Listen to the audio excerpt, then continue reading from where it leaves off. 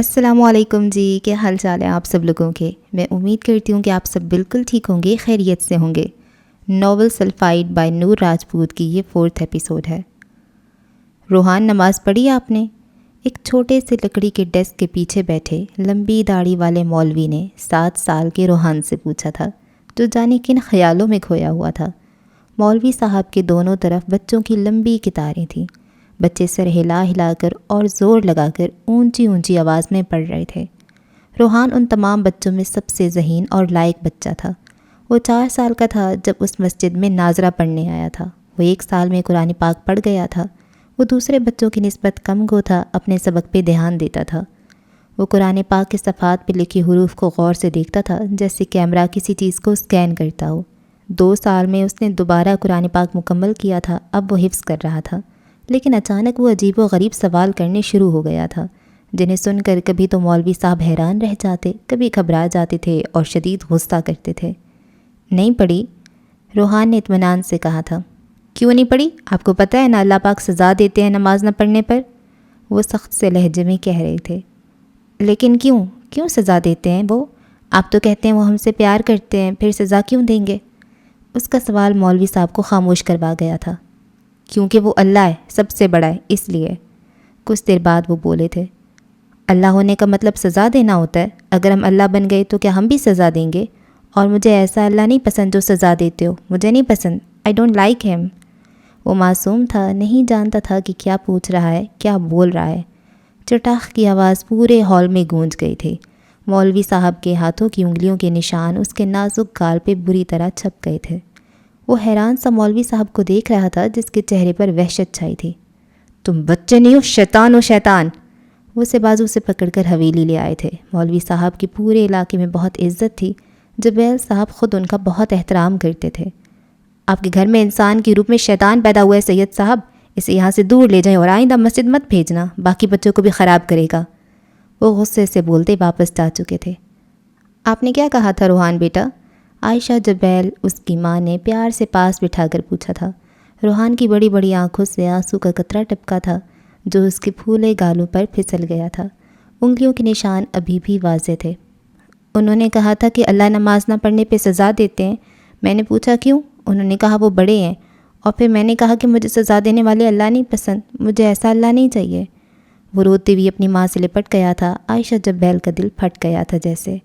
اس کا سوال اتنا برا نہیں تھا کہ ایک معصوم بچے کو شیطان کا نام دے دیا جاتا۔ آج سے میں اپنے بیٹے کو پڑھاؤں گی، میں بتاؤں گی سب۔ وہ اسے لے کر کمرے میں چلی گئی تھیں۔ ہمارے معاشرے کا یہی المیہ ہے کہ ہمیں ڈرایا جاتا ہے، دھمکایا جاتا ہے، اللہ کو سزا دینے والا بتایا جاتا ہے۔ ہمیں صرف یہ کہا جاتا ہے کہ نماز پڑھو، نہیں تو اللہ مارے گا۔ ہمیں اللہ کی محبت نہیں سمجھائی جاتی، بندے اور اللہ کا تعلق نہیں بتایا جاتا۔ وہ بچہ تھا، اس کے معصوم سوالوں کے جواب دیے جا سکتے تھے، لیکن اسے شیطان کہہ کر دھتکار دیا گیا تھا۔ کسی نے نہیں سوچا تھا کہ ان سب کے سخت الفاظ واقعی اسے اللہ سے بہت دور اور اس کا انکار کرنے والا بنا دیں گے۔ یہ نہیں بتایا جاتا وہ تو سب سے زیادہ پیار کرنے والا بھی ہے، غفور و رحیم ہے۔ وہ دونوں ڈپارٹمنٹ سے سیدھا STC آئی تھیں۔ یہ اسٹوڈنٹس ٹیچر سینٹر تھا جو ہاسٹل ایریا میں تھا، جو ایک چھوٹے سے شاپنگ مال کی طرح تھا، جہاں ضرورت اور پسند کی ہر چیز مل جاتی تھی۔ مہرو کو کچھ چیزیں لینی تھیں۔ میں تھک گئی ہوں یار، حانم نے ایک طرف بیٹھتے ہوئے کہا تھا۔ وہ ڈپارٹمنٹ سے وہاں تک پیدل آئی تھی، جو اچھا خاصا فاصلہ تھا۔ اچھا تم بیٹھو، میں چیزیں لے کر آتی ہوں۔ مہرو شاپ کی طرف بڑھ گئی تھی۔ رات کو STC پہ اسٹوڈنٹس کا ایک میلہ لگا ہوتا تھا۔ ہنستے مسکراتے چہرے، وہاں زندگی دوڑتی تھی۔ اچانک حانم کی نظر لڑکوں کے ایک گروپ میں بیٹھی RJ پہ پڑی تھی، جو سگریٹ پی رہا تھا۔ نشئی! حانم اسے دیکھ کر بڑبڑائی تھی۔ اپنے چہرے پر کسی کی نظروں کی تپش محسوس کر کے RJ نے چاروں طرف نظریں دوڑائی تھیں، اور پھر حانم پر اس کی نظریں رکی تھیں، جو اسے ہی دیکھ رہی تھی، اور پھر RJ کے دیکھنے پر نظریں چرا گئی تھی۔ وہ سگریٹ کا دھواں اڑاتے حانم کو دیکھ رہا تھا۔ دھوئیں کے مرغولوں میں حانم کا چہرہ کبھی دھندلا جاتا اور کبھی واضح ہو جاتا تھا۔ وہ اسے دیکھ کر نہ جانے کس گہری سوچ میں پڑ گیا تھا۔ لفنگا! وہ اسے ہی تک رہا تھا۔ حانم ایک جھٹکے سے اٹھی تھی اور پھر اس شاپ کے اندر چلی گئی تھی جہاں مہرو گئی تھی، جبکہ RJ ابھی تک سوچ کے زیر اثر تھا۔ ڈپارٹمنٹ میں مڈ ٹرم ایگزامز چل رہے تھے۔ سیمینار کچھ دنوں کے لیے ملتوی کر دیا گیا تھا۔ 1 ہفتے تک وہ بری طرح سے پڑھائی میں غرق رہے تھے۔ آج ان کا رزلٹ تھا۔ توقع کے مطابق آر جے نے ٹاپ کیا تھا، وہ سب سے اوپر تھا۔ حانم کو اس کے ٹاپ کرنے پر کوئی مسئلہ نہیں تھا، البتہ وہ حیران تھی کہ کبھی وہ کلاس میں آ جاتا تھا اور کبھی دنوں غائب رہتا تھا، پھر بھی ٹاپ کر گیا تھا۔ البتہ ایک بات پر وہ شکر کرتی تھی کہ کبھی ان کی براہ راست بات نہیں ہوئی تھی۔ وہ سیمینار روم کے باہر ایسے ہوتا تھا جیسے اسے جانتا ہی نہ ہو۔ دسمبر کا دوسرا ہفتہ چل رہا تھا۔ سردی کی شدت میں اچانک ہی اضافہ ہو گیا تھا۔ لاہور کا درجہ حرارت 5 سے 4 ڈگری پہ چلا گیا تھا۔ حانم بستر میں دبکی بیٹھی تھی، باہر چلنے والی تیز ہوائیں اسے اندر رکے رہنے پہ مجبور کر رہی تھیں کیونکہ اسے حد سے زیادہ ٹھنڈ لگتی تھی۔ وہ پوری طرح سے اپنے موبائل میں مگن تھی جب مہرو کی آواز پر چونکی۔ ہانی چلو نا، STC چلتے ہیں۔ حانم کے لیے مہرو نے گویا دھماکہ کیا تھا۔ وہ ٹھنڈ سے مری جا رہی تھی اور مہرو کو STC جانے کی پڑی تھی۔ نا بابا، بہت ٹھنڈ ہے۔ حانم نے صاف انکار کیا تھا۔ یار چلو نا، ڈپارٹمنٹ سے آ کر کمرے میں گھس جاتی ہو، ہم کہیں باہر بھی گھومنے نہیں جاتے۔ مہرو منمنائی تھی۔ ابھی فرسٹ سیمسٹر ہے مہرو، 2 سال پڑے ہیں، گھوم لیں گے۔ ویسے بھی کہے تو ایسے رہی ہو جیسے تم نے لاہور نہیں دیکھا۔ دیکھا ہے یار، لیکن ہم دونوں تب ساتھ نہیں تھی نا، اور میں اچھے سے جانتی ہوں یہ 2 سال بھی ایسے ہی گزر جائیں گے، تمہیں تو فرق نہیں پڑنے والا۔ حانم کافی انٹروورٹ قسم کی لڑکی تھی۔ اپنے کمرے میں رہنا، گوگل پر چیزیں سرچ کرنا اور کتابیں پڑھنا، یہ اس کا اولین مشغلہ تھا۔ اس سے باہر گھومنا پھرنا ایک حد تک اچھا لگتا تھا۔ وہ ان چیزوں کے لیے پاگل نہیں تھی، نہ وہ زیادہ سوشل تھی، اس سے فرینڈز نہیں بنائے جاتے تھے، اور اس کا ثبوت تھا پورے اسکول، کالج اور اب یونیورسٹی لائف میں اس کی کوئی فرینڈ نہیں تھی سوائے مہرو کے۔ وہ اکثر حیران ہوتی تھی کہ مہرو اس کی دوست کیسے بن گئی تھی۔ یہ شاید مہرو کی پیش قدمی تھی، وہ اپنے آپ میں مگن رہنے والی لڑکی تھی اور لوگ اسے اکثر بورنگ کہتے تھے۔ کل چلیں گے نا، اب تو شام ہو گئی ہے، ویسے بھی باہر بہت ٹھنڈ ہے۔ اوہ شٹ، مہرو نے اپنے سر پہ ہاتھ مارا تھا۔ کیا ہوا؟ حانم حیران ہوئی۔ یار آج آرجے کا انٹرویو تھا، میں بھول گئی۔ مہرو فوراً بستر کے اندر گھسی تھی اور لیپ ٹاپ اٹھا کر یوٹیوب آن کی تھی۔ وہ اس کا انٹرویو کیسے مس کر سکتی تھی؟ جبکہ حانم افسوس سے سر ہلا کر رہ گئی تھی۔ کیسے آپ مسٹر آرجے؟ جیسا ہمیشہ سے تھا، وہ مسکرایا تھا۔ اور آپ ہمیشہ سے کیسے ہیں؟ اینکر نے دوبارہ پوچھا۔ جیسے ابھی نظر آ رہا ہوں۔ یعنی آپ بدلتے نہیں، ایک سے رہتے ہیں؟ اینکر نے تصدیق چاہی تھی۔ جی آپ کہہ سکتی ہیں، وہ پھر مسکرایا تھا۔ آپ پر چیزیں، موسم اور خوبصورتی اثر نہیں کرتی کیا؟ موسموں کا بدلنا آپ کی شخصیت پہ کتنا اثر کرتا ہے؟ سوال موجود تھا۔ کچھ خاص نہیں، مجھے یہ سب چیزیں جلدی متاثر نہیں کر پاتی۔ کمال ہے۔ خیر یہ سب چھوڑے، اپنا حقیقی نام بتائیں، مجھ سمیت یہاں بہت سے لوگ نہیں جانتے ہوں گے کہ آرجے کا اصل نام کیا ہے؟ اینکر نے پوچھا۔ روحان جبیل، لیکن لوگ مجھے آرجے کے نام سے ہی جانتے ہیں۔ آپ کی گرل فرینڈ آپ کو کس نام سے بلاتی ہیں؟ میری گرل فرینڈس؟ اس نے گرل فرینڈس پہ زور دیا تھا، یعنی کوئی ایک نہیں تھی۔ بریک اپ سے پہلے جان، بریک اپ کے بعد شیطان، اس نے ڈٹھائی سے کہکا لگایا تھا۔ اور آپ کے پیرنٹس؟ تم ایک نمبر کے گدھے اور الو کے پٹھے ہو، تم سے زیادہ بے وقوف کوئی نہیں۔ سید جبیل کی آواز اس کے کانوں سے ٹکرائی تھی۔ لگتا ہے وہ آپ سے کچھ زیادہ ہی پیار کرتے ہیں۔ آرجے کو خاموش دیکھ کر اینکر نے پوچھا۔ وہ کچھ ایکسٹرا ہی پیار کرتے ہیں، آرجے بڑبڑایا تھا۔ آپ کو گانے کا شوق کب ہوا؟ جب میں 6 سال کا تھا۔ آپ کی آواز بہت اچھی ہے، جادو کرتی ہے، آپ پروفیشنل اور آفیشیل سنگر کیوں نہیں بن جاتے؟ مجھے شوق نہیں، سنجیدہ سا جواب آیا۔ تو پھر کس چیز کا شوق ہے آپ کو؟ گانے اور تیرنے کا۔ لوگوں کو تنگ کرنا، ان کا جینا حرام کرنا، یہ سب کہنا وہ شاید بھول گیا تھا۔ یہ گدھا مجھ سے مار کھا جائے گا۔ سید جبیل کی آواز پہ مدیحہ ایک دم اچھلی تھی۔ وہ حویلی آئی ہوئی تھی اور لاؤنج میں بیٹھی ٹی وی دیکھ رہی تھی جہاں آرجے کا شو چل رہا تھا۔ ارے چھوٹے بابا سائیں، آپ کب آئے؟ وہ ایک دم اپنی جگہ سے کھڑی ہوئی تھی۔ سید حویلی میں مرد عورتوں کا اور عورتیں مردوں کا خاص احترام کرتی تھیں۔ بڑے بابا سائیں، چھوٹے بابا سائیں اور ہشام آج تک مدیحہ کے کمرے میں نہیں گئے تھے۔ کوئی کام ہوتا تو پیغام بھیج کر بلا لیتے تھے۔ ایک آرجے تھا جو طوفانوں کی طرح آتا اور جاتا تھا، نہ کسی کا ڈر نہ لحاظ، سوائے سید جبیل کے جن سے وہ خار کھاتا تھا۔ یہ لڑکا نہیں سدھرنے والا، اللہ جانے اس کا کیا بنے گا، کرتا ہوں اس گدھے کو فون۔ وہ افسوس کرتے جا چکے تھے جبکہ مدیحہ ایک بار پھر سر جھٹک کر انٹرویو کی طرف متوجہ ہو چکی تھی۔ سنا ہے آپ بہت موڈی ہیں مسٹر آرجے؟ خوبصورت اینکر نے اپنے سامنے شان سے براجمان آرجے سے پوچھا تھا۔ یہ شائننگ سٹار چینل کا سیٹ تھا جہاں پر زیادہ تر نئی نئی شہرت حاصل کرنے والے نوجوانوں کے انٹرویو ہوتے تھے۔ اینکر صنم پچھلے کئی مہینوں سے آرجے کو انٹرویو کے لیے بلا رہی تھیں جو مسلسل انکار کر رہا تھا۔ اسے شہرت کا زیادہ شوق نہیں تھا، وہ یہ چیز پروفیشنل سنگر بن کر بھی حاصل کر سکتا تھا۔ اچانک اس نے اب انٹرویو کے لیے ہاں کر دی تھی۔ نہیں موٹی نہیں ہوں، لیکن میرے موڈ کا کوئی بھروسہ نہیں ہوتا، میں بہت کوئک رسپانس دیتا ہوں ہر چیز کا، شاید اسی وجہ سے لوگوں کو ایسا محسوس ہوتا ہے، وہ سنجیدہ سا بتا رہا تھا۔ فرض کریں مسٹر آر جے کہ آپ کو کسی سے محبت ہو جاتی ہے، کسی سے بھی، کیا ہو سکتی ہے؟ نو نیور، لیکن میں 1000 محبتیں کر چکا ہوں، وہ ہنسا تھا۔ چلے محبت چھوڑیں، پسندیدگی ہی کہہ لیں، کوئی آپ کو اچھا لگنے لگے اور پھر آپ کو محسوس ہو کہ وہ ایک دھوکے باز شخص ہے۔ فرض کریں وہ آپ کے دل کے بہت قریب ہو جائے، فرض کریں وہ آپ کو چھوڑ جائے اور آپ اس کی یاد میں روئیں، کیسا لگے گا آپ کو؟ لڑکیوں کی فرمائش پر جو آر جے کی مداح تھی، اینکر سنم اس سے محبت کے بارے میں بہت سوال کر رہی تھیں۔ ہا ہا ہا، اینکر کی بات سن کر آر جے نے زوردار کہکا لگایا تھا۔ وہ ہنسا تھا اور پھر ہنستا چلا گیا تھا۔ ویری انٹرسٹنگ، بہت دلچسپ ہوگا یہ سب، مجھے اچھا لگے گا اگر ایسا ہوا تو، انفیکٹ میں چاہوں گا اب ایسا ہو۔ وہ بے تحاشا ہنس رہا تھا، اس کی آنکھیں چمک رہی تھیں جن میں بہت زیادہ ہنسنے کے باعث اب نمی سی پھیل گئی تھی، جس بات کے تصور سے ہی عام لوگ کانپ جاتے تھے کہ انہیں محبت میں دھوکہ نہ ملے۔ وہ اس بات پہ کہے لگا رہا تھا اور کہہ رہا تھا کہ اس کے لیے یہ سب دلچسپ ہوگا۔ لوگ حیران و پریشان سے اس کا شو دیکھ رہے تھے، وہ اپنی سوچ میں سلفائٹ ہونے کا ثبوت دے رہا تھا۔ اینکر سنم جانتی تھی کہ آج کا یہ شو سپر ہٹ ہونے جا رہا تھا۔ ہو ہی نہ جائے اس ڈیش کو کہیں محبت۔ مہرو نے فل والیوم میں اس کا انٹرویو لگایا ہوا تھا۔ آخری بات سن کر ہانم بڑبڑائی تھے۔ یار رانی کچھ تو احترام کیا کرو، جانتی ہو وہ سید ہے، مہرو نے اسے ٹوکا تھا۔ ہاں تو میں نے کب کوئی گالی دی ہے؟ میں تو بس ڈیش کا ہے، اور جسے خود اپنے خاندان کا احساس نہ ہو دوسروں سے کیا توقع رکھنی؟ وہ بھی اپنے نام کی ایک تھی، مجال ہے کہ مان جاتی۔ اللہ معاف کرنا، بس غلطی سے منہ سے نکل گیا، ورنہ آپ جانتے میں ہر انسان کی عزت کرتی ہوں۔ وہ اب دل ہی دل میں اللہ سے معافی مانگ رہی تھی۔ مکی اور آر جے سینٹرل پلازا کے سامنے گاڑی میں بیٹھے تھے۔ مکی کی نظریں بار بار پلازا کی طرف اٹھ رہی تھیں جہاں سے ان کے دوست نے باہر آنا تھا، وہ اسی کا انتظار کر رہے تھے۔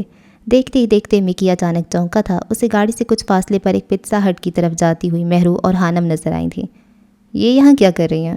انتہا کی دھند پڑ رہی تھی، مہرو اور ہانم دونوں گھٹنوں تک آتے کوٹ پہنے بھالو لگ رہی تھی، لیکن پھر مکی انہیں پہچان گیا تھا۔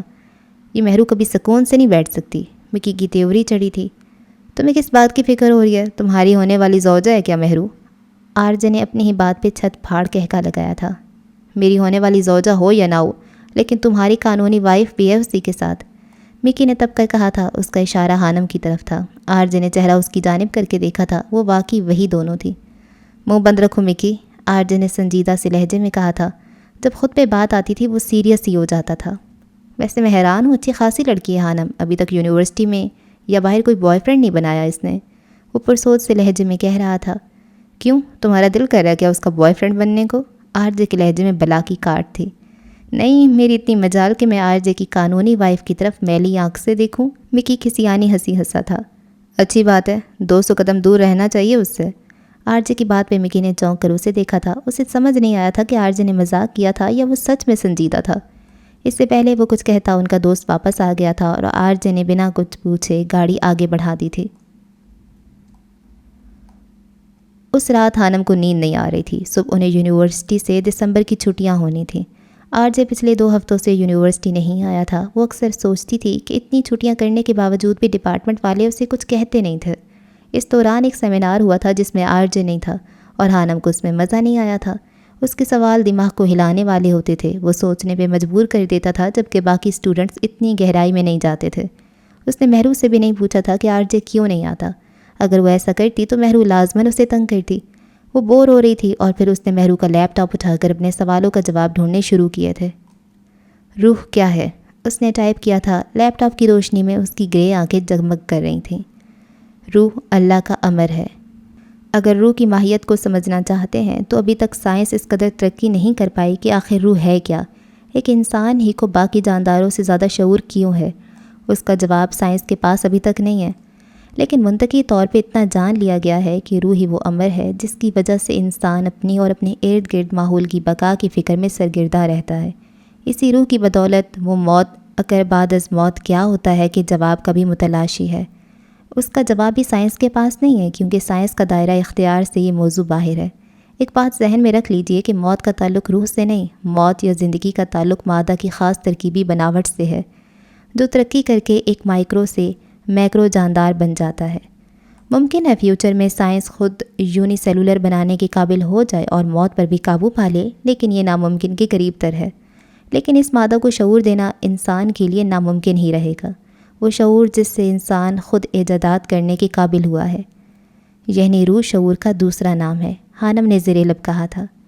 کوانٹم فزکس کا روح سے کیا تعلق ہے؟ صرف مذہبی ہی نہیں بلکہ سائنسدان بھی موت سے قبل کے غیر معمولی تجربے کو مطالعہ کر رہے ہیں۔ اس معاملے کو فقط کوانٹم طبیعیات کے ذریعے ہی سمجھا جا سکتا ہے، جن کے بارے میں نیلز بوہر نے پیش گوئی کی تھی۔ نیلز بوہر کے مطابق ایک منبع سے متعلق ذرات کے درمیان ایک مضبوط ربط پایا جاتا ہے، تاہم آئنسٹائن نے اسے بھوتیا رابطہ قرار دے کر مسترد کر دیا تھا۔ اس نظریے کے مطابق دو مربوط ذرات یعنی ایک منبع سے الگ الگ کیے جانے والے ذرے آپس میں ایک تعلق قائم رکھتے ہیں، اور ان کے درمیان یہ ربط کائناتی فاصلے کے باوجود بھی قائم و دائم رہتا ہے۔ کوانٹم طبیعیات سے وابستہ سائنسدان اب اس نظریے کو مکمل طور پہ تسلیم کرتے ہیں۔ اسی نظریے کو سامنے رکھ کر بعض محققین کا کہنا ہے کہ جسم اور روح اسی طرز پہ ایک منبع سے جڑے دو الگ الگ عناصر ہیں، اور جسم سے روح دور ہو جانے کے باوجود ان کے بیچ ایک تعلق باقی رہ سکتا ہے۔ تاہم سائنسی طور پر ابھی اس مفروضے کا ثابت یا رد کیا جانا باقی ہے۔ موت کیا ہے؟ طبعی زندگی کا عمل عموماً مختلف اعضاء کے ناکارہ ہونے، قلبی نظام کے تھم جانے، پھیپھڑوں اور دماغ کے ناکارہ ہونے کی صورت میں رکتا ہے۔ طبی نقطۂ ہائے نگار سے موت کی مختلف اقسام ہیں۔ ایک طرف تو کلینکل موت ہے، جس میں قلبی نظام رک جاتا ہے، جس کے نتیجے میں آکسیجن کی مختلف اعضاء تک ترسیل بند ہو جاتی ہے۔ کلینکل موت کو ٹالنے کے لیے منہ سے سانس دینے یا مصنوعی سانس دینے اور سینے کو دبانے سے اسے ٹالنا ممکن ہو سکتا ہے، لیکن اگر دماغ ناکارہ ہو جائے یعنی موت دماغی ہو تو پھر اسے ٹالنا ممکن نہیں ہوتا۔ گو کہ دماغ کی نچلی تہوں میں کچھ خلیات برین ڈیتھ کی صورت میں بھی زندہ ہو سکتے ہیں، مگر شعور جاتا رہا ہے۔ یہ بات تاہم اہم ہے کہ دماغی طور پہ مرنے والوں کو بھی مصنوعی طریقے سے طویل عرصے تک زندہ رکھا جا سکتا ہے۔ دماغی طور پر مر چکی خواتین کو بچے کی پیدائش تک مصنوعی طور پہ زندہ رکھنے کے واقعات ہمارے سامنے ہیں۔ دماغی طور پہ مردہ ہو چکے بعض مریض بیرونی عوام پر رد عمل ظاہر کر سکتے ہیں، تاہم ماہرین کا یہ بھی کہنا ہے کہ اس کی وجوہات ریڑھ کی ہڈی سے وابستہ ہو سکتی ہے، اور اصل میں یہ درد یا بیرونی چھونے کا رد عمل نہیں ہوتے۔ ایک کرنٹ سہانم کی پورے جسم میں دوڑ گیا تھا۔ وہ جانتی تھی کہ موت اٹل ہے اور ہر ذی روح کو اس کا ذائقہ چکھنا ہے، لیکن یہ سب پڑھ کر اس کا دل کانپ اٹھا تھا۔ ابھی تو اس نے کوئی تحقیق نہیں کی، بس سادہ سا جواب ڈھونڈا اور اسے اپنا دل بند ہوتا محسوس ہوا تھا۔ انسان کے اندر صدیوں جینے کی چاہ صدیوں سے موجود ہے، لیکن موت پھر بھی اٹل ہے۔ وہ ان سوالات پر بہت تحقیق اور ریسرچ کرنا چاہتی تھی، لیکن وہ اچھے طریقے سے جانتی تھی کہ موت، حیات اور روح کا علم اللہ کے علاوہ اور کسی کو نہیں معلوم۔ موت کے وقت انسان کو کیا نظر آتا ہے؟ موت کے قریب جا کر واپس آنے والے کئی لوگوں نے بتایا کہ انہیں ایک دلکش روشنی نظر آئی تھی۔ شاید موت اتنی بری یا خوفناک چیز نہیں ہے، مگر یہ بھی دیکھا گیا ہے کہ موت سے چند لمحے پہلے اکثر لوگ شدید تکلیف میں ہوتے ہیں۔ یہ تکلیف جانوروں میں نظر آتی ہے، مگر موت کے بعد کیا ہوتا ہے یہ ابھی تک معلوم نہیں ہو سکا۔ دنیا سے جانے والوں کے ساتھ ہم رابطہ قائم نہیں کر سکتے، مگر کچھ لوگوں کا دعویٰ ہے کہ دوسرے جہاں کے کسی شخص سے ان کا رابطہ ہوا ہے جسے سائنس ماننے کو تیار نہیں۔ اس کرۂ ارض پر موت ایک ضرورت ہے۔ یہ چھوٹا سا سیارہ جس کا 70% سمندر ہے، انسانوں یا حیوانوں کی بہت بڑی تعداد کو سنبھال نہیں سکتی، اس لیے اس جہاں میں موت ناگزیر ہے۔ میری ذاتی رائے میں موت اگلے جہاں تک پہنچنے کا ذریعہ ہے، اور اگلے جہاں میں ہم بہت بہتر اور بامقصد زندگی میں داخل ہوں گے، بلکہ شاید ہم اس دن کا حصہ بن جائیں گے جس میں خوشیاں ہی خوشیاں ہوں گی۔ ہانم نے گہرا سانس لیا تھا، کچھ ایسا ہی تھا جسے دیکھ کر اسے سکون ہوا تھا۔ کیا پتہ وہ ایک اور جہاں ہو جہاں واقعی ابدی خوشیاں ہوں، کیا پتہ وہ جہاں اس جہاں سے بہت خوبصورت ہو۔ اس نے اپنے دل کو تسلی دی تھی۔ اس کی آنکھیں اب بند ہونا شروع ہو گئی تھیں۔ ان سب میں کوئی لاجک نہیں تھا، لاجک اسے خود تلاش کرنا تھا۔ وہ سونے کے لیے لیٹ گئی تھی اور پھر کچھ دیر بعد وہ نیند کی وادی میں اتر گئی تھی۔ آج یہ فٹ بال لیے گراؤنڈ میں پریکٹس کر رہا تھا۔ آج ان کا فٹ بال میچ تھا جو ڈپارٹمنٹ کی ہی مختلف ٹیمز کے درمیان تھا۔ اس نے سامنے دوسرے گراؤنڈ میں دھوپ میں بیٹھی ہانم اور مہرو کو دیکھا تھا۔ وہ دونوں کسی بات پہ ہنس رہی تھیں۔ 5 منٹ بعد ہانم کے پاس کلاس کا ایک لڑکا آیا تھا۔ آج جب سے غور سے دیکھ رہا تھا، اس کے ذہن میں کل والی مکی کی بات گھوم رہی تھی۔ ہیلو ہانم، کیسی ہو؟ وہ اس کے بیٹھتے ہوئے پوچھ رہا تھا۔ وہ دونوں چونکی تھیں۔ جی الحمدللہ میں ٹھیک ہوں، وہ حیران سی بتا رہی تھی۔ دراصل مجھے تم سے ضروری بات کرنی ہے۔ اس کے ہلتے لبوں کو دیکھ کر آرزے کا حرکت کرتا ہوا فٹ بال والا ہاتھ رکا تھا۔ وہ اس کی لپ سنگ سے اس کی بات کو سمجھ رہا تھا۔ تم بہت اچھا بولتی ہو، میں نے ہمیشہ تمہیں آرجے سے بحث کرتے دیکھا ہے اور مجھے بہت اچھا لگتا ہے تمہیں سننا، وہ صاف صاف بتا رہا تھا۔ خانم کے چہرے کا رنگ پھیکا پڑا تھا۔ شکریہ، وہ بس اتنا ہی کہہ پائی تھی۔ کیا ہم اچھے دوست بن سکتے ہیں؟ میرا مطلب ہے صرف دوست، ویسے بھی ہم کلاس فیلوز ہیں۔ اس کی بات کو سمجھ کر خانم اور آرجے دونوں کا دماغ گھوما تھا۔ مہرو تو منہ کھولے اس شیراز کو دیکھ رہی تھی، اسے توقع نہیں تھی کہ وہ اس کے سامنے ہی بول دے گا۔ ہم کلاس فیلو ہی بہتر ہے مسٹر شیراز۔ اب کی بار خانم کا لہجہ سرد ہوا تھا۔ آج چھٹیاں ہو جائیں گی، میں چاہتا ہوں ہم نمبر ایکسچینج کر لیں۔ ویسے تو کلاس گروپ سے بھی میں لے سکتا تھا، لیکن پھر میں نے سوچا شاید تمہیں برا لگے۔ خانم تو اس کی ڈٹائی پر حیران رہ گئی تھی۔ مجھے آپ سے بات کرنے میں کوئی دلچسپی نہیں ہے، اور پلیز آئندہ میرے سامنے اس طرح کی باتیں کرنے سے پرہیز کیجیے گا۔ وہ ایک دم ہی بھڑک اٹھی تھی اور بیگ اٹھا کر کھڑی ہو گئی تھی۔ اس نے صرف دوستی کا کہا تھا، کوئی اور بات نہیں کی تھی، لیکن نہ جانے کیوں خانم کا رد عمل بہت سخت تھا۔ یونیورسٹی میں ایسی دوستیاں کرنا عام سی بات ہوتی ہے، دوستی نہ بھی ہو اپنے گروپ کے لڑکوں سے اچھی بول چال ہو جاتی ہے۔ آپ پلیز بیٹھ جائیں، میں ایسے ہی پوچھ رہا تھا، سوری اگر برا لگا ہو تو۔ وہ اب معذرت کر رہا تھا اور پھر کچھ سنے بنا ہی وہاں سے چلا گیا تھا۔ وہ دونوں نہیں جانتے تھے کہ وہ کسی کی نظروں کے حصار میں تھے۔ یہ کیا ہو رہا تھا؟ اس کے جانے کے بعد مہرو ایک دم چونکی تھی۔ مجھے کیا پتا، تمہیں نظر نہیں آیا کیا؟ خانم غصے سے کہتی لائبریری کی طرف بڑھ گئی تھی۔ آدھے گھنٹے بعد مہرو اسے کھینچ کر میچ دیکھنے لائی تھی۔ آرجے کی ٹیم اور ایک دوسری ٹیم کھیل رہی تھیں۔ دوسری ٹیم میں وہ شیراز تھا۔ کھیل کے دوران آرجے نے شیراز کا نشانہ لے کر فٹ بال پوری قوت سے اسے دے مارا تھا۔ وہ دھڑام سے اوندھے منہ نیچے گرا تھا۔ خانم حیرت سے منہ کھولے کبھی آرجے تو کبھی اس شیراز کو دیکھ رہی تھی جو نیچے پڑا رہ رہا تھا، اور باقی لڑکے اس کی طرف لپکے تھے۔ خانم نے دیکھا تھا کہ آرجے نے جان بوجھ کر اسے فٹ بال مارا تھا۔ اس سے پہلے کوئی کچھ سمجھتا یا آرجے کو کچھ کہتا، وہ ہاتھ جھاڑتا ہوا گراؤنڈ سے باہر چلا آیا تھا اور پھر ایک سرد سی نگاہ خانم پہ ڈال کر یہ جا وہ جا، جبکہ خانم بت بنے اسے جاتا دیکھ رہی تھی۔ خانم کا دل ایک دم کانپ اٹھا تھا۔ آرجے کی سرد نگاہ جو وہ اس پہ ڈال کر گیا تھا، خانم کو اس کی سمجھ نہیں آئی تھی۔ شیراز زمین پہ پڑا رہا تھا، فٹ بال اس کے سینے پہ لگا تھا۔ اسٹوڈنٹس اسے اٹھا کر اندر لے گئے تھے۔ خانم کے دل میں اچانک ہی آرجے کے لیے نفرت کی ایک لہر دوڑ گئی تھی۔ اسے بہت غصہ آیا تھا۔ وہ کسی کو خوش نہیں دیکھ سکتا تھا، یہ خانم سمجھ گئی تھی۔ تم نے شیراز کو کیوں مارا آرجے؟ وہ ٹیرس پہ کھڑا تھا، ٹھنڈی ہوا میں ایک باریک سی ٹی شرٹ پہنے جمکی اس کے پیچھے نمودار ہوا تھا۔ ہاتھ میں جلتے سگار لیے وہ فرصت سے کش لگا رہا تھا، البتہ اس کا ذہن کہیں اور پہنچا ہوا تھا۔ میرے دل کر رہا تھا اس لیے۔ کوئی تو وجہ ہوگی نا، مجھے پتا ہے تم بلا وجہ نہیں مارتے۔ مکی اب اس کی بائیں طرف آ کر کھڑا ہو گیا تھا۔ وہ میں خانم کو تنگ کر رہا تھا۔ آرجے کی بات پہ مکی نے چونک کر اسے دیکھا تھا۔ تو یہ کہ یہ اچھی بات نہیں ہے؟ آرجے کا لہجہ سخت تھا۔ اوہ کم آن آرجے، یقین نہیں ہوتا یہ تم کہہ رہے ہو۔ کیا تم خود کبھی کسی لڑکی کے قریب نہیں گئے؟ میں نے لڑکیوں کی مرضی سے کیا ہے جو بھی کیا ہے، جبکہ وہ سراسر زبردستی دوست بننے کو کہہ رہا تھا، اور آرجے کو زبردستی نہیں پسند۔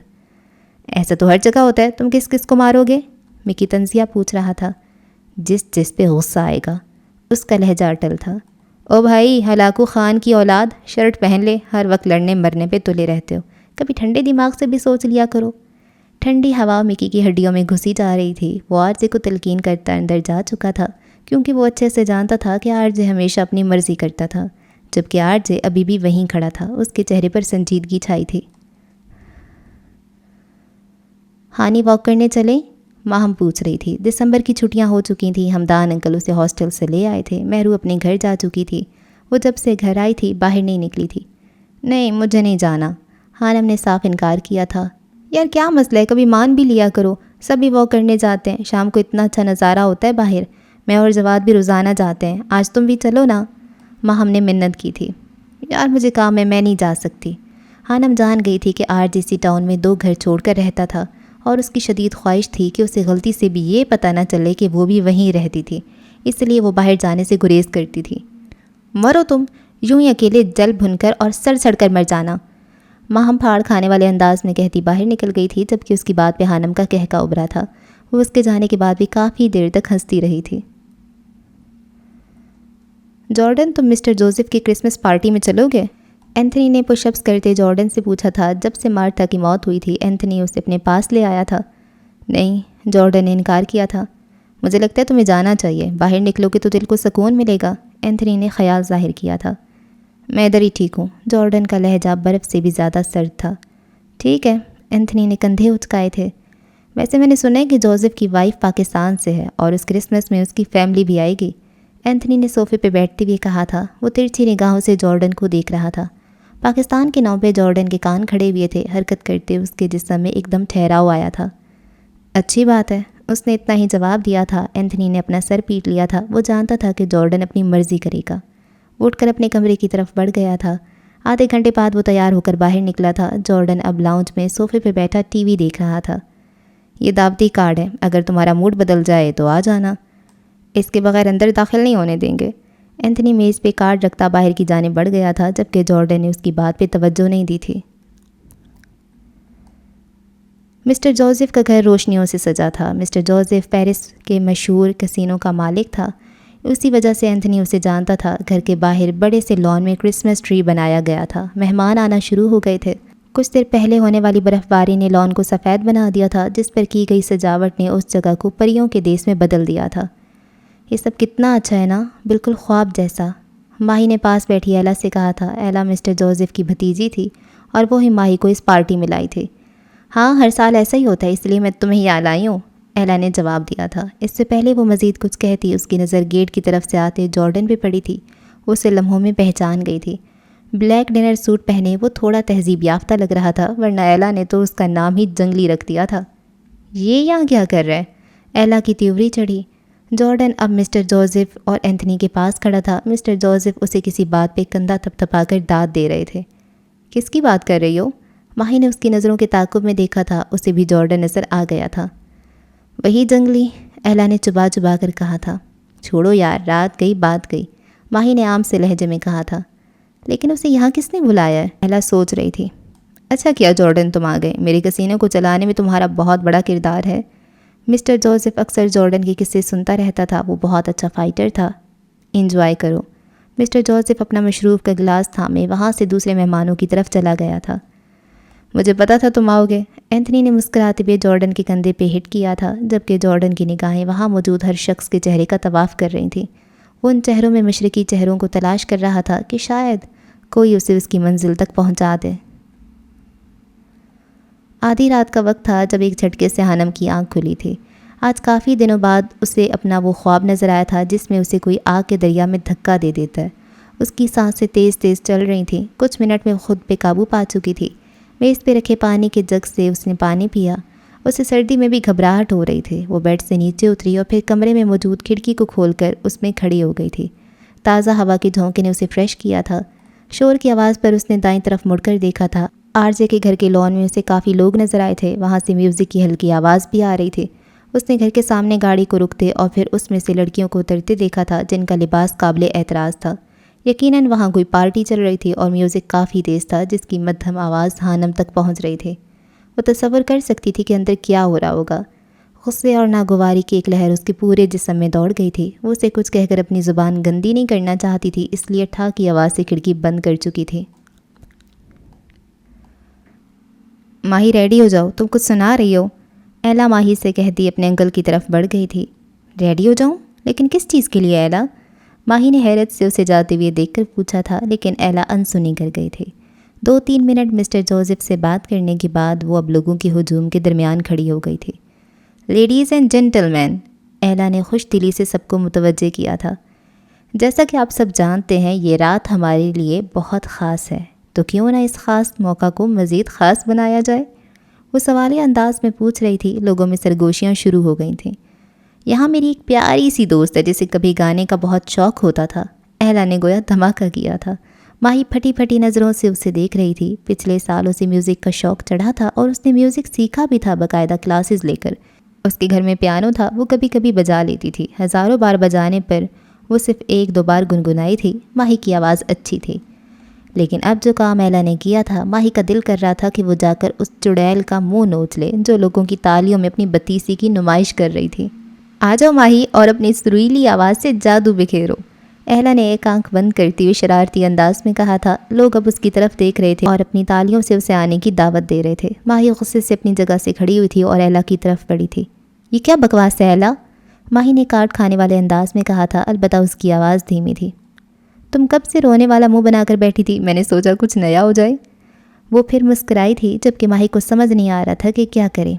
अचानक सारी लाइट्स बंद हो गई थी। एक स्पॉट लाइट बर्फ़ से बने कालीन पे रखे पियानो पे पड़ी थी। جس کے ارد گرد رکھی مشعلیں کسی اور دنیا کا نظارہ پیش کر رہی تھیں۔ ماہی بھی اختیار ہی اس پیانو کی طرف بڑھی تھی۔ جارڈن کرسمس ہمیشہ اپنی ماں کے ساتھ مناتا تھا۔ اسے یاد تھا پچھلے سال بھی مارتھا بہت بیمار تھی، لیکن پھر بھی اس نے جارڈن کے ساتھ مل کر کرسمس ٹری بنایا تھا اور پھر سینٹا والے کپڑے پہن کر اسے خوش کرنے کی کوشش کی تھی۔ وہ اب جوان ہو گیا تھا، لیکن مارتھا اسے بچوں کی طرح ٹریٹ کرتی تھی۔ مارتھا کی یاد آتے ہی اس کی آنکھیں نم ہوئی تھیں اور آس پاس کا سارا منظر دھندلا سا گیا تھا۔ جارڈن کا دل وہاں موجود ہر چیز سے اچاٹ ہو گیا تھا۔ اس نے بنا اینتھنی کو بتائے واپسی کے لیے قدم بڑھا دیے تھے جب اس کے کانوں نے ایک بھلی سی آواز سنی تھی۔ وہ پیانو کی آواز تھی، ایک خوبصورت دھن، کوئی بجا رہا تھا، کوئی دل سے بجا رہا تھا۔ جارڈن کے قدم ساکت ہوئے تھے۔ اس نے پیچھے مڑ کر دیکھا تھا جہاں سے لوگوں کا ہجوم ایک جگہ نظر آیا تھا۔ وہ بھی اختیار دھن کی آواز کی طرف بڑھا تھا۔ جسم کا روح سے کیوں لگے ہے فاصلہ، وہ ایک لڑکی کی آواز تھی۔ وہاں موجود لوگ گول دائرے میں ماہی کے ارد گرد کھڑے تھے۔ اس نے لوگوں کے پیچھے کھڑے ہو کر اسے دیکھنے کی کوشش کی تھی، لیکن اس کی طرف ماہی کی پشت تھی۔ میں ہوں یا ہے بس میری یہ پرچھائیاں، ہے بچھی بس زمین، راستے ہیں لاپتہ، لفظ ہوں میں ان کہا ہے یہ سچائیاں۔ وہ گول دائرے میں چلتے ہوئے اس کے سامنے کی طرف بڑھ رہا تھا۔ وہ جو بھی تھی بہت اچھا گا رہی تھی۔ اس کے سامنے پہنچنے کے بعد جارڈن کے قدم ساکت ہوئے تھے۔ میرے سینے کی خلا جیسے جنموں کی بلا، کیوں نہ سانسوں سے مٹے ہیں یہ تنہائیاں۔ اس کی آواز میں انتہا کا درد تھا، وہی درد جو جارڈن کے سینے میں موجود تھا۔ اس کی آواز میں اتنی ہی نمی گھلی تھی جتنی جارڈن کی آنکھوں میں رہتی تھی۔ وہ اس وقت جارڈن کو اپنا عکس معلوم ہوئی تھی، زمین کو چھوتی میکسی پہ بھورے رنگ کا کوٹ پہنے، بھورے بالوں کو کندھے پہ بکھرائے۔ جارڈن کو اس وقت اس پہ کسی اداس شہزادی کا گمان ہوا تھا۔ کوئی اندھا سا کنواں میرے اندر ہے چھپا، مجھے ملتی ہی نہیں میری گہرائیاں۔ میرا پیچھا چھوڑ دے مس ماہین ہمدان۔ ہشام کی آواز اس کے کانوں سے ٹکرائی تھی اور ماہی کے ہاتھ ایک دم ساکت ہوئے تھے۔ لوگوں کا سکتہ ٹوٹا تھا۔ ماہی نے اپنی آنکھوں میں آئی نمی کو ہاتھ بڑھا کر صاف کیا تھا۔ تم نے کمال کر دیا ماہی، ایلا نے جھکتے ہوئے اس کے گال کو چھوا تھا۔ جارڈن اسے پہچان گیا تھا۔ یہ وہی لڑکی تھی جسے کچھ ماہ پہلے جارڈن کی وجہ سے چوٹ آئی تھی۔ کرسمس کا کیک کاٹنے کے بعد کھانا لگایا گیا تھا۔ وہ جارڈن کی نظروں میں تھی۔ وہ ان کے ساتھ والے ٹیبل پہ بیٹھا تھا اور وہ ایسا کیوں کر رہا تھا یہ وہ بھی نہیں جانتا تھا۔ کاش آج یہاں ہشام جبیل ہوتا، میں اسے دیکھ پاتی، ماہی نے حسرت سے کہا تھا۔ جبیل کے نام پہ جارڈن کے کان کھڑے ہوئے تھے۔ اس کے چہرے کے زاویے ایک دم بدل گئے تھے۔ اچانک ہی اس کی آنکھوں میں خون اتر آیا تھا۔ وہ جان بوجھ کر ان کے قریب بیٹھا تھا کہ ان کی باتیں سن سکے، لیکن اسے اندازہ نہیں تھا کہ وہ لڑکی جبیل کو جانتی تھی جسے وہ ختم کرنا چاہتا تھا۔ خانم اور آرزے دونوں ایک بس اسٹیشن پہ کھڑے تھے۔ ہر طرف بارش ہو رہی تھی، طوفانی بارش۔ ان دونوں کے علاوہ اس اسٹیشن پہ کوئی اور نہیں تھا۔ ڈری سہمی سی خانم نہ جانے کیوں آرزے کو غصہ دلا رہی تھی۔ وہ اس کی جانب بڑھا تھا۔ خانم سہم کر ایک قدم پیچھے ہوئی تھی۔ وہ دونوں لوہے کی بنی اس چھت کے نیچے کھڑے تھے جہاں مسافروں کے انتظار کرنے کے لیے کرسیاں رکھی تھیں۔ لوہے کی چھت پہ طوفانی بارش کے برسنے کی آواز کسی خوفناک چڑیل کے چیخنے جیسی تھی۔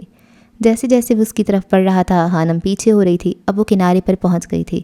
اگر وہ ایک قدم باہر نکالتی تو اسے بارش کا سامنا کرنا پڑتا۔ آرزے نے اس کی آنکھوں میں دیکھا تھا جہاں ڈر تھا اور التجا تھی کہ مجھے بخش دو، لیکن وہ بخشنے والوں میں سے نہیں تھا۔ اس نے ہاتھ بڑھا کر خانم کو دھکا دیا تھا۔ وہ باہر سڑک پہ گری تھی۔ اچانک پانی کا رنگ سرخ ہوا تھا اور بارش خونی بارش میں بدل گئی تھی۔ خانم کی چیخیں بلند ہوئی تھیں۔ دیکھتے دیکھتے بارش اب آگ کا روپ دھار گئی تھی جو اسے بری طرح سے جھلسا رہی تھی۔ خانم کی دل دہلا دینے والی چیخ ابھری تھی اور آرزے ہڑبڑا کر اٹھ بیٹھا تھا۔ کتنی ہی پل وہ شاکڈ بیٹھا رہا تھا۔ اس کے دل کی دھڑکن بہت تیز چل رہی تھی۔ اس نے ہاتھ بڑھا کر چہرے پہ آیا پسینہ صاف کیا تھا۔ اگر وہ خواب تھا تو اس نے اپنی پوری زندگی میں اتنا برا خواب نہیں دیکھا تھا۔ وہ لوگ صبح 5 بجے سوئے تھے۔ ساری رات تیز میوزک میں بے ہنگم ڈانس کرتے تھک چکے تھے۔ صبح فجر کی اذان کے وقت میوزک بند ہوا تھا۔ اپنے کمرے سے باہر نکلنے کے بعد وہ اب نیچے آیا تھا۔ پورا لاؤنج بکھرا تھا۔ کانچ کی بوتلیں، کین کے ڈبے، کھانے پینے کی چیزیں ہر جگہ پڑی نظر آ رہی تھیں۔ آرزے کا دماغ گھوما تھا۔ وہ ابھی 1 گھنٹہ پہلے سویا تھا۔ ابھی 6 بج رہے تھے، لیکن راتیں لمبی ہونے کی وجہ سے باہر اندھیرا تھا۔ اس کے کچھ دوست رات کو ہی جا چکے تھے جبکہ کچھ گیسٹ روم میں سوئے پڑے تھے۔ لاؤنج میں ایک صاف ستھرا صوفہ دیکھنے کے بعد وہ اس پہ بیٹھ گیا تھا۔ خواب نے اسے بری طرح سے ڈرا دیا تھا۔ نیند تھی کہ اس پہ غلبہ پا رہی تھی اور پھر وہ کچھ دیر بعد گہری نیند سو چکا تھا۔ छुट्टियां कैसे गुजरी थीं पता ही नहीं चला था। वो 31 दिसंबर का दिन था। महरू सुबह से उसे फ़ोन कर रही थी। महरू और हानम की क्लास में एक लड़की और लड़के से अच्छी बोलचाल हो गई थी। इनफैक्ट लड़की तो अब उन्हें अपनी फ्रेंड सी कहती थी, जिसका नाम अक्सा था। हानी मान जाओ ना प्लीज़, देखो अक्सा मुझे रोज़ाना फ़ोन कॉल करती है, वो छोटी सी न्यू ईयर पार्टी दे रही है, हम चलते हैं ना। महरू उसकी मिन्नतें कर रही थी। महरू मेरा रात के फंक्शन अटेंड करने को दिल नहीं करता, ये तुम भी जानती हो, और फिर न्यू ईयर 12 बजे तक। हानम सोच भी नहीं सकती थी। मेरा नहीं तो अक्सा का ही दिल रख लो, वो स्पेशल हमारे लिए ये सब कर रही है, हमें जाना चाहिए। महरू चाहती थी कि वो किसी तरह मान जाए। मैं इतनी रात गए तक बाहर नहीं रह सकती, मैं परेशान होंगी। आंटी से मैं बात कर लूँगी, बस तुम हाँ कर दो, हम 9-10 बजे तक वापस आ जाएंगे। ठीक है। हानम ने गहरा सांस लिया था। वो जानती थी कि महरू से मना कर ही दम लेगी। अक्सा का घर गुलबर्ग में था। वो दोनों 7 बजे के करीब उसके घर पहुंच गई थी। महरू का ड्राइवर उन्हें छोड़ गया था और उसने ही लेने आना था। अक्सा ने खुशदिली से उनका इस्तकबाल किया था। उसके घर में उसकी बहन, अम्मी और मुलाजमों के अलावा और कोई मर्द नहीं था। हानम को यह देखकर थोड़ा इत्मीनान हुआ था। क्लास की कुछ और लड़कियां और अक्सा की कज़न्स भी थीं। उन सब ने मिलकर बारबेक्यू किया था। गर्ल्स के फंक्शन अच्छा जा रहा था। आज आएगा ना? अक्सा की एक कज़न ने धीरे से उसके कान में पूछा था। अल्लाह करे आ जाए। बहुत मिन्नतें की थी मिकी की कि किसी तरह वो उसे ले आए। वो कह रहा था कि आरजे आज तक अपने रिश्तेदारों के घर भी नहीं गया, उसका आना नामुमकिन है। अक्सा का लहजा अफसरदा था। तो तुम कह देती कि हम बाहर कर लेंगे फंक्शन। मैंने कहा था, अब देखो। ये वही लड़की है ना जिसकी आरजे से नहीं बनती? अक्सा की कज़न ने सुनहरी बालों वाली लड़की की तरफ इशारा किया था, जिसके बाल कमर पे बिखरे पड़े थे, जिनमें नीचे से कर्ल डाले गए थे। हाँ, ये उम्मे हानम है। वैसे तो बहुत अच्छी है, लेकिन आरजे को काफ़ी नापसंद करती है। इसे देखकर लगता भी है। हानम महरू के साथ बारबेक्यू करने में मगन थी। वो काफ़ी इंजॉय कर रही थी। उन्होंने लॉन में डेरा डाला हुआ था। अचानक काफ़ी शोर उभरा था। बाहर का गेट खुला था और फिर अंदर काफ़ी सारे लड़के आए थे। हानम का रंग तो लड़कों को देखकर ही फीका पड़ा था। महरू ने उसे कहा था कि वहाँ कोई लड़का नहीं होगा, और अब हानम ने एक शिकायती नज़र महरू पे डाली, जो नज़रें चुरा गई थी। ऐसा पहली बार हुआ था कि महरू ने हानम से झूठ बोला था और धोखा दिया था। हानम अपना दुपट्टा सर पे डालती हुई अंदर की जानिब बढ़ गई थी। हानम का दिल दुखा था। उसे महरू से इस दर्जा बेवकूफ़ी की उम्मीद नहीं थी। वो अच्छे से जानती थी कि जिस फंक्शन में लड़के होते थे वहाँ हानम को अनकम्फर्टेबल महसूस होता था। वो सीधा अक्सा के कमरे में आई थी। उसने सबसे पहले घर फ़ोन किया था। अम्मी, रहीम अंकल को मुझे लेने भेज दें, माहम को एड्रेस पता है।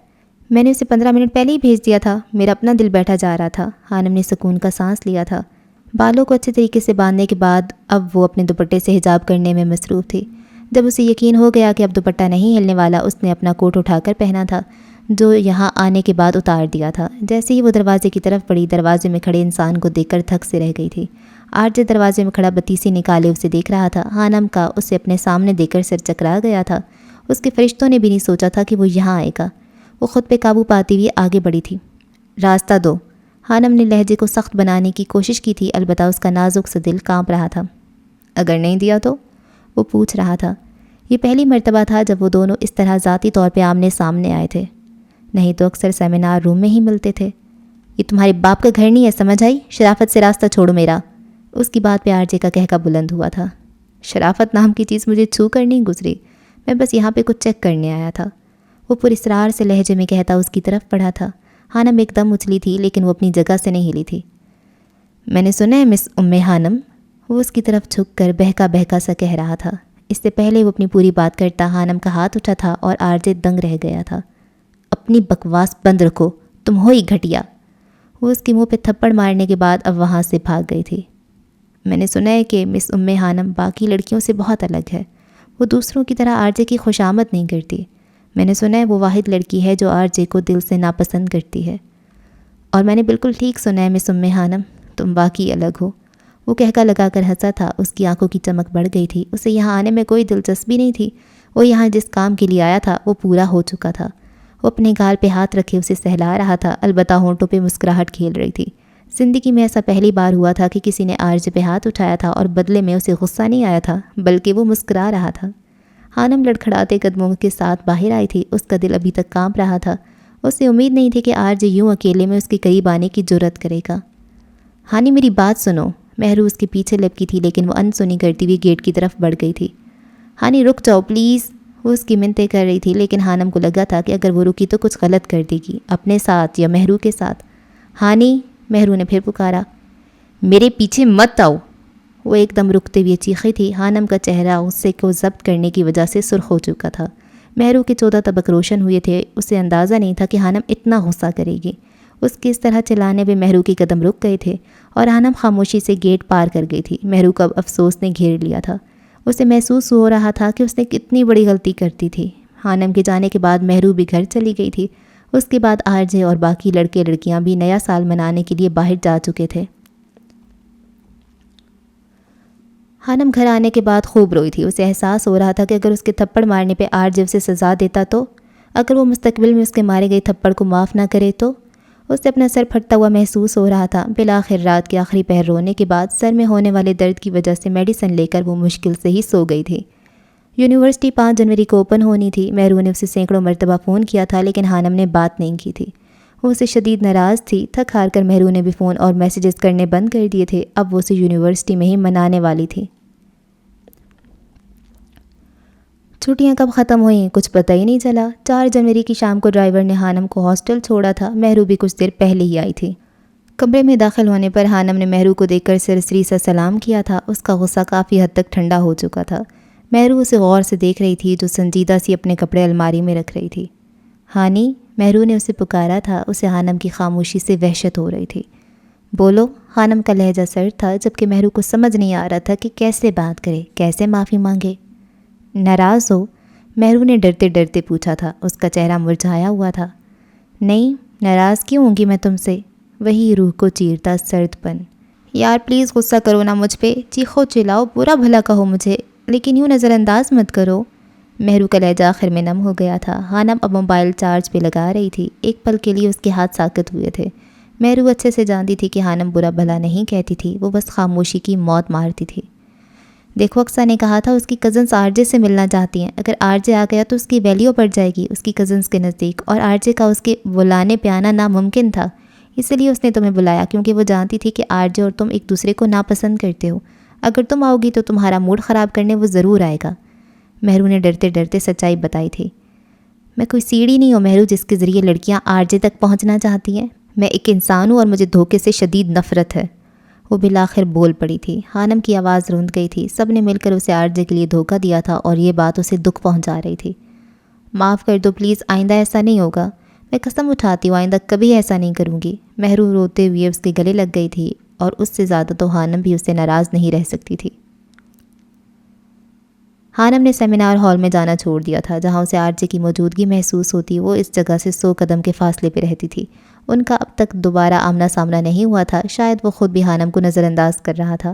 حانم اسے سمجھ نہیں سکی تھی۔ عجیب شخص تھا۔ کام کرنے کے بعد ایسے ہو جاتا تھا جیسے وہ کام اس شخص نے نہیں کسی اور نے کیا ہو، اور جب سامنے آتا یا بولتا تھا تو محسوس ہوتا تھا کہ وہ کچھ نہیں بھولتا۔ لیکن وہ شکر ادا کر رہی تھی کہ تھپڑ کے بدلے میں آرجے کی طرف سے اب تک کوئی پیش قدمی نہیں ہوئی تھی۔ حانم نے یہ بات بھی مہرو کو نہیں بتائی تھی کہ اس نے آرجے کو تھپڑ مارا تھا۔ یقیناً یہ سن کر مہرو کو اٹیک ہو جانا تھا۔ وہ چاہتی تھی کہ وقت جیسا گزر رہا تھا اسے گزرنے دیا جائے۔ وہ کوئی تماشا نہیں چاہتی تھی، لیکن وہ یہ نہیں جانتی تھی کہ خاموشی سے بہتی زندگی کی پرسکون ندی میں ایک ایسا پتھر گرنے والا تھا جو اس کی زندگی کے بہاؤ کا رخ ایک پل میں پلٹ دے گا۔ ان کے فائنل پیپر شروع ہونے والے تھے۔ حانم اور مہرو ڈپارٹمنٹ کے لان میں دھوپ میں بیٹھی پریکٹیکلز کی نوٹ بکس تیار کر رہی تھیں۔ کچھ ہی دیر لکھنے کے بعد مہرو بور ہو گئی تھی۔ ہانی، اچھا یہ بتاؤ تمہیں اپنی زندگی میں کیسا لڑکا چاہیے، مطلب لائف پارٹنر؟ مہرو نے اچانک کاپی کو ایک طرف رکھ کر اشتیاق سے حانم سے پوچھا تھا۔ کبھی سوچا نہیں، حانم نے موبائل سے کچھ دیکھ کر کاپی پہ لکھتے ہوئے جواب دیا تھا۔ پھر بھی یار کچھ تو ایسا ہوگا نا جس کی تمہیں خواہش ہو، جو تمہیں لگے کہ میرے ہسبینڈ میں یہ بات ہونی چاہیے۔ مہرو بضد تھی۔ میں چاہتی ہوں کہ میرا لائف پارٹنر ایک اسکالر ہو، ایک اسلامک اسکالر۔ حانم نے کچھ دیر بعد سوچتے ہوئے جواب دیا تھا۔ وہ شاید دنیا کی پہلی لڑکی تھی جس نے اپنے جیون ساتھی کے بارے میں ایسی خواہش کی تھی۔ مہرو اس کی بات پہ ہونک بنی اسے دیکھ رہی تھی اور پھر اس کا کہکا بلند ہوا تھا۔ وہ اب پاگلوں کی طرح ہنس رہی تھی۔ حانم نے مہرو کی اس طرح کے رد عمل پہ خشمگین نگاہوں سے اسے گھورا تھا۔ یعنی تم چاہتی ہو کہ تمہارا شوہر ایک مولوی ہو؟ مہرو ہنس ہنس کر لوٹ پوٹ ہو رہی تھی۔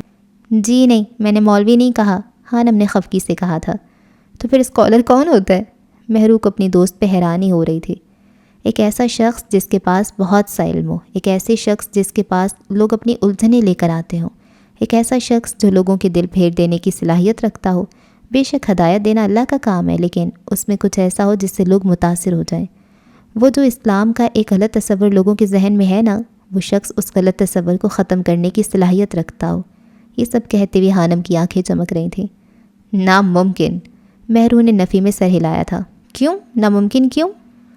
کیا تم نے کبھی ایسا انسان دیکھا ہے ہانی جو ایک میوٹنٹ ہو، یعنی جس کے کروموسومز میں جینیٹیکلی میوٹیشنز آئی ہوں اور میوٹیشنز اس شخص کے لیے فائدہ مند ثابت ہوئی ہوں؟ میوٹنٹ دیکھا ہے لیکن فائدہ مند نہیں، خانم نے دماغ پہ زور دیتے ہوئے جواب دیا تھا۔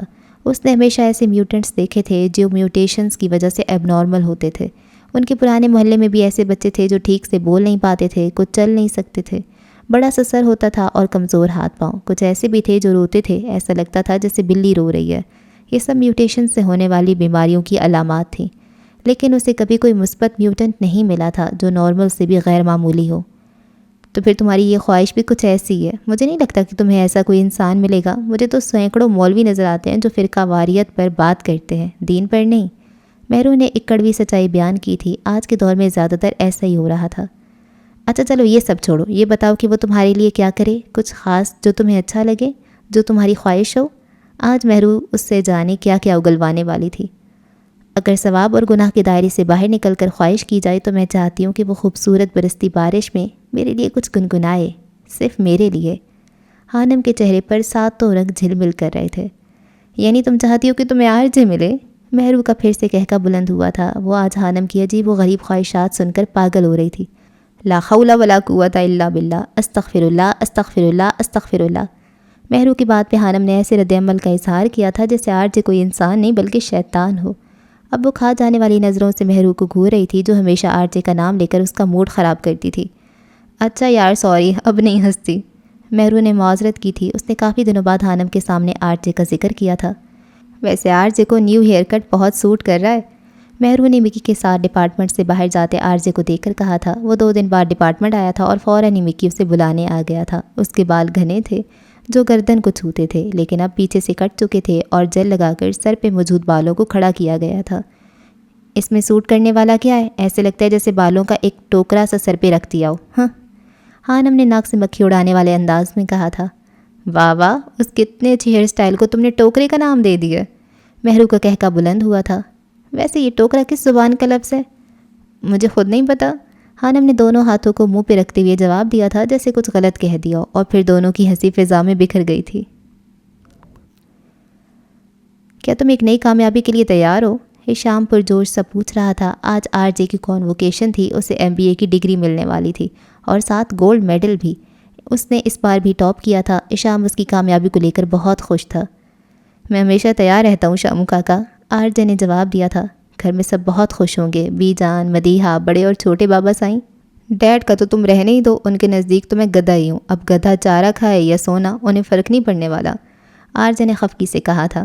ہاں ہاں، واہ آرجے، کیا لاجک نکالا ہے۔ ویسے تم مان گئے آخر کہ تم ایک گدھے ہو۔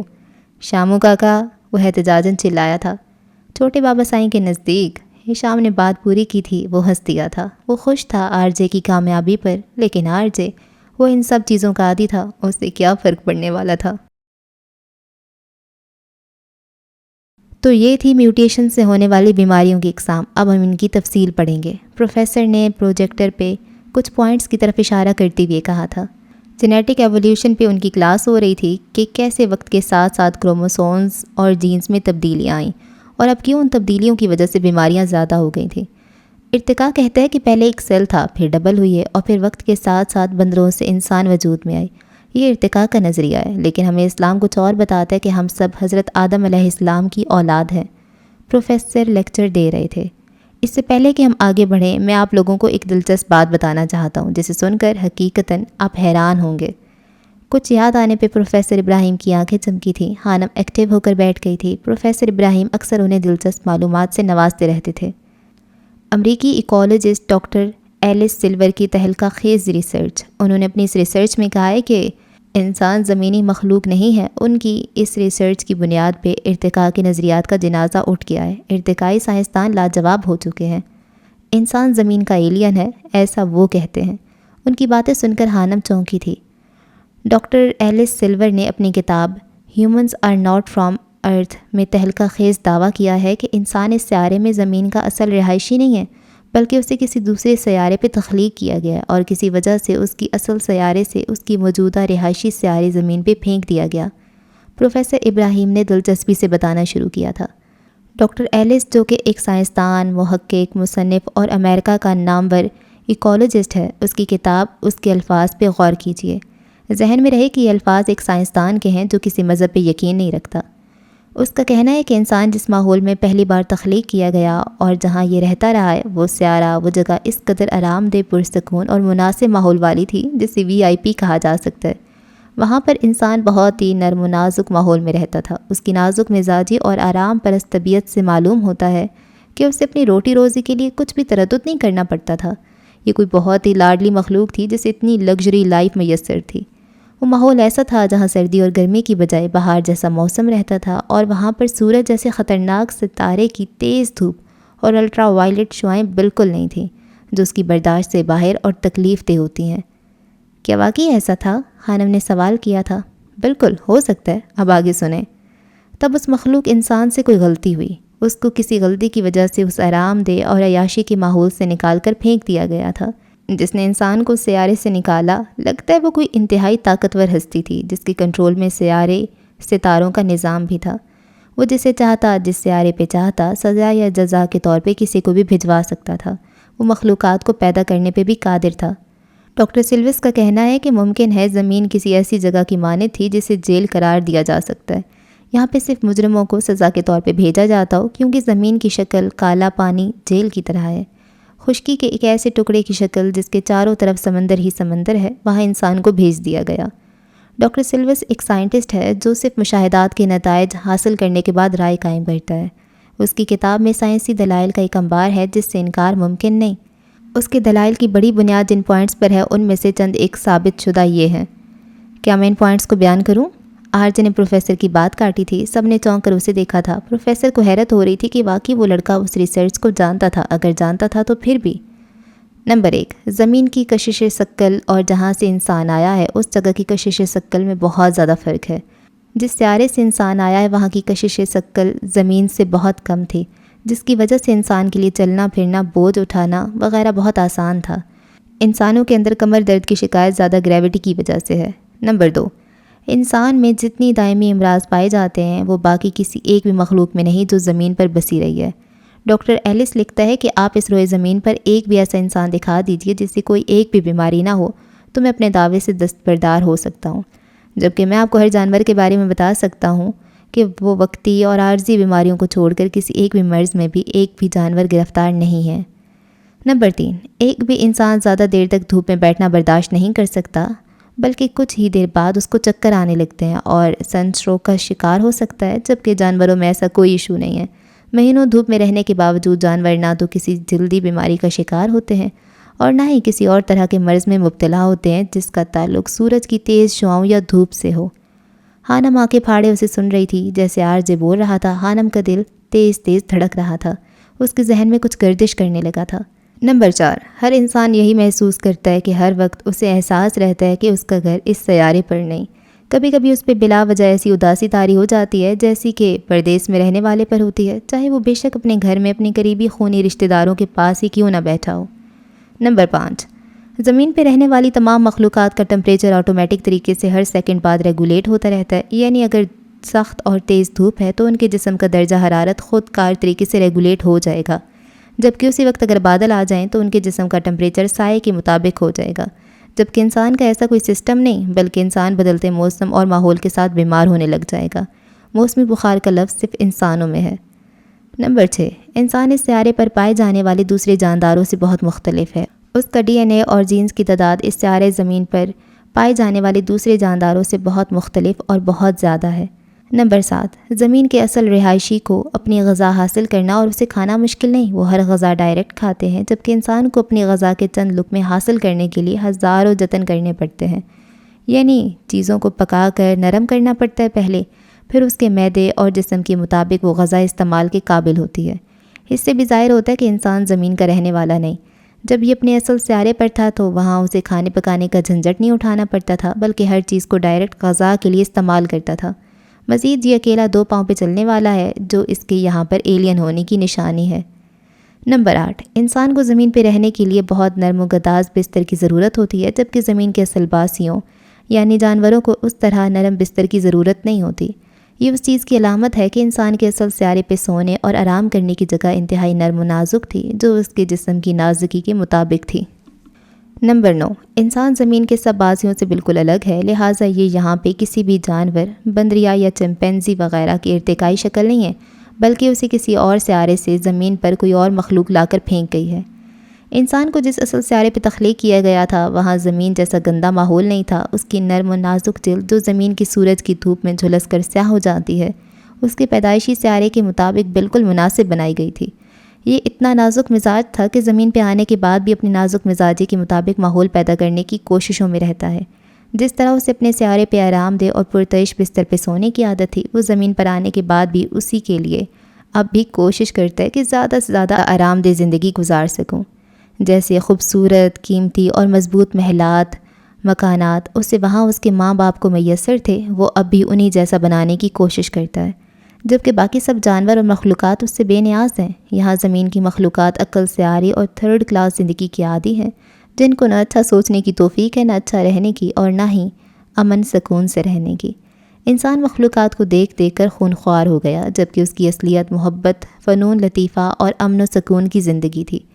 یہ ایک ایسا قیدی ہے جسے سزا کے طور پہ تھرڈ کلاس سیارے میں بھیج دیا گیا تاکہ اپنی سزا کا دورانیہ گزار کر واپس آ جائے۔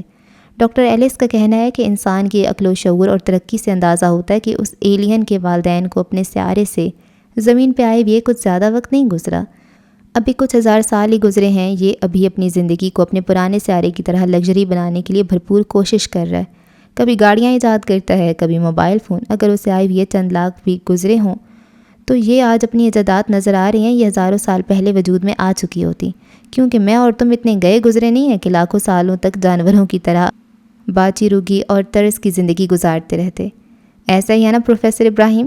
آرجے نے تصدیق چاہی تھی۔ پروفیسر نے حیرانگی سے سر ہلا دیا تھا، اسے ہر چیز ازبر ہوتی تھی۔ آپ کا اس بارے میں کیا خیال ہے؟ وہ پوچھ رہا تھا۔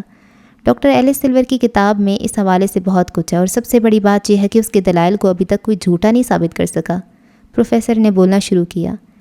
میں اس کے سائنسی دلائل اور مفروضوں پہ غور کر رہا تھا۔ یہ کہانی ایک سائنسدان بیان کر رہا ہے۔ یہ کوئی کہانی نہیں بلکہ حقیقی داستان ہے، جسے انسانوں کو ہر الہامی کتاب میں بالکل اسی طرح بیان کیا گیا ہے۔ میں اس پر اس لیے تفصیل نہیں لکھوں گا کیونکہ آپ سبھی اپنے باپ آدم علیہ السلام اور حوا علیہ السلام کے قصے کو اچھی طرح سے جانتے ہیں۔ سائنس اللہ کی طرف چل پڑی ہے۔ سائنسدان وہ سب کہنے پہ مجبور ہو گئے ہیں جو انبیاء کرام اپنی نسلوں کو بتاتے رہے تھے۔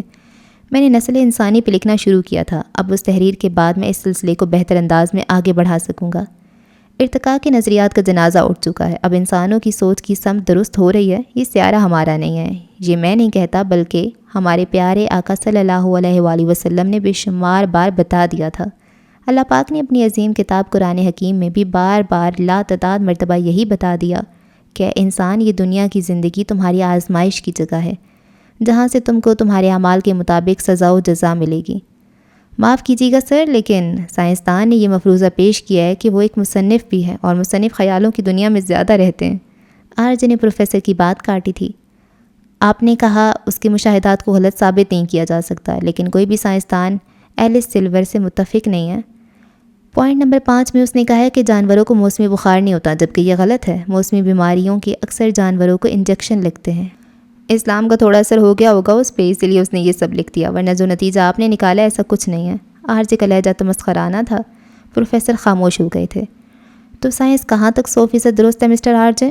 سائنس کہتی ہے کہ میوٹیشن سے ہونے والی تبدیلیوں سے جو بیماریاں پیدا ہوتی ہیں، خاص طور پر ٹرائسومی، جس میں ایک کروموسوم اضافی ہوتا ہے، میں جاندار کو فائدہ ہوتا ہے، جبکہ میں نے ایسا کوئی انسان نہیں دیکھا جو ایک میوٹنٹ ہو، جس سے میوٹیشن کی وجہ سے کوئی خاصیت ملی ہو۔ اس بارے میں کیا کہیں گے آپ؟ خانم کی بات سن کر آرجے مسکرایا تھا۔ ایسا محسوس ہو رہا تھا کہ وہ بہت محظوظ ہوا تھا اس کی بات سن کر۔ آپ کے پاس کیا ثبوت ہے کہ ایسا کوئی میوٹنٹ موجود نہیں ہے؟ الٹا سوال آیا تھا۔ کہاں ہے؟ اگر ہے تو بتائیں۔ خانم بضد تھی۔ مثال آپ کے سامنے ہے مس خانم، میں ایک ٹرائسومک ہوں۔ آرجے نے گویا دھماکہ کیا تھا۔ عموماً ایسے لوگ بچپن میں ہی مر جاتے ہیں کہ ان کے جینے کے چانسز بہت کم ہوتے ہیں، لیکن یہ کنڈیشن میرے لیے فائدہ مند ثابت ہوئی ہے۔ میرے پاس اسکیننگ آئیز ہیں، میرا دماغ بہت تیزی سے کام کرتا ہے، میں HIV کو ریزسٹ کر سکتا ہوں، یعنی مجھے کبھی ایڈز نہیں ہو سکتا۔ ہانم پھٹی پھٹی آنکھوں سے RJ کو دیکھ رہی تھی۔ وہ بچپن میں ہالی ووڈ موویز بہت دیکھا کرتی تھی، خاص طور پر ایکس مین، جس میں میوٹنٹس ہوتے ہیں اور ان میوٹنٹس کے پاس کوئی نہ کوئی خاصیت ہوتی ہے۔ آج وہ حقیقت میں ایک میوٹنٹ کو دیکھ رہی تھی۔ وہ واقعی اسکین کرنے والی آنکھیں اور دماغ رکھتا تھا۔ ہانم سمیت وہاں موجود ہر انسان دنگ رہ گیا تھا۔ اس نے غیر معمولی چیزوں کا سنا تھا، آج حقیقت میں ایک ایسے انسان کو دیکھا تو حالت عجیب ہو رہی تھی۔ وہ شخص شاید جانتا نہیں تھا کہ اللہ تعالیٰ نے اسے کتنی بڑی نعمت سے نوازا تھا۔ اور تم اپنے رب کی کون کون سی نعمتوں کو جھٹلاؤ گے؟ اور سامنے کھڑا شخص جھٹلاتا تھا۔ ہر ایک نعمت جو اسے دی گئی تھی وہ صرف اسے اپنا حق سمجھ کر استعمال کرتا تھا۔ مسٹر RJ یہ سب جاننے کے باوجود بھی آپ خدا پہ یقین نہیں رکھتے؟ وہ بلا اختیاری پوچھ گئی تھی۔ اس میں خدا کو ماننے والی کیا بات ہے؟ یہ ایک بیماری ہے، بس میری قسمت کہ یہ بیماری میرے لیے فائدہ مند ثابت ہوئی، وہ عام سے لہجے میں کہہ رہا تھا۔ اور اگر یہ بیماری واقعی آپ کے لیے عذاب بن جاتی تو؟ نہیں بنی نا، اور میں کسی چیز کو فرض نہیں کرتا کہ ایسا ہوگا یا ایسا ہوتا، تو ایسا ہوا ہی نہیں۔ خیر کلاس کا وقت ختم ہو چکا ہے، پھر ملاقات ہوگی پروفیسر، گڈ بائے۔ وہ کلاس سے باہر چلا گیا تھا۔ ہانم خاموشی سے اسے جاتا دیکھ رہی تھی، جبکہ اس کے ذہن میں صبح تلاوت کی گئی آیت گونج گئی تھی، اور وہ بہرے ہیں، گونگے ہیں، اندھے ہیں، اب یہ نہیں پلٹیں گے۔ RJ تو چلا گیا تھا، لیکن ہانم کو الجھن میں ڈال گیا تھا۔ اس نے اپنی پوری زندگی میں نعمتوں سے اتنا نوازا گیا شخص نہیں دیکھا تھا۔ جہاں اسے RJ پہ رشک آیا تھا، وہیں افسوس بھی ہوا تھا کہ ایسے نوازے ہوئے شخص کا کیا فائدہ جسے کچھ نظر ہی نہ آتا ہو۔ او مائی گاڈ، مجھے تو یقین نہیں آ رہا۔ مہرو شاکڈ سی ہانم کے پاس آئی تھی۔ کچھ ایسی حالت میری بھی ہے، ہانم نے سنجیدگی سے جواب دیا تھا۔ پروفیسر جا چکے تھے اور کچھ دیر بعد وہ دونوں بھی کلاس سے باہر نکل آئی تھیں۔ ہانم، اسے اپنے عقب سے آتی آواز سنائی دی۔ ہانم نے جیسے ہی پلٹ کر عثمان ملک اس کے سامنے کھڑا تھا۔ وہ خوش دلی سے پوچھ رہا تھا، جی الحمدللہ، آپ کیسے ہیں؟ میں بالکل ٹھیک۔ دراصل مجھے آپ سے بات کرنی تھی، میں نے آپ کو اپنی ٹیم کا حصہ بننے کی آفر کی تھی، آپ نے بتایا نہیں کچھ؟ وہ پوچھ رہا تھا۔ جی مجھے یاد ہے، دراصل پیپرز ہو جائیں فائنل تو میں سیمینار اٹینڈ کرنا شروع کر دوں گی، ہانم نے سلیقے سے جواب دیا تھا۔ چلے ٹھیک ہے، بیسٹ آف لک، جلدی سے ایگزامز دیں اور پھر میری ٹیم کی ممبر بنیں، وہ مسکرا کر کہتا واپس جا چکا تھا، جبکہ وہ دونوں بھی گیٹ کی طرف بڑھ گئی تھیں۔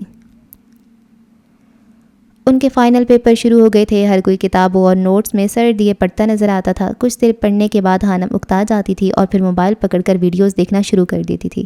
ابھی بھی وہ یوٹیوب پہ کسی لڑکے کا انٹرویو سن رہی تھی جو مسلمان ہونے سے پہلے ملحد تھا اور اب اپنی کہانی سنا رہا تھا۔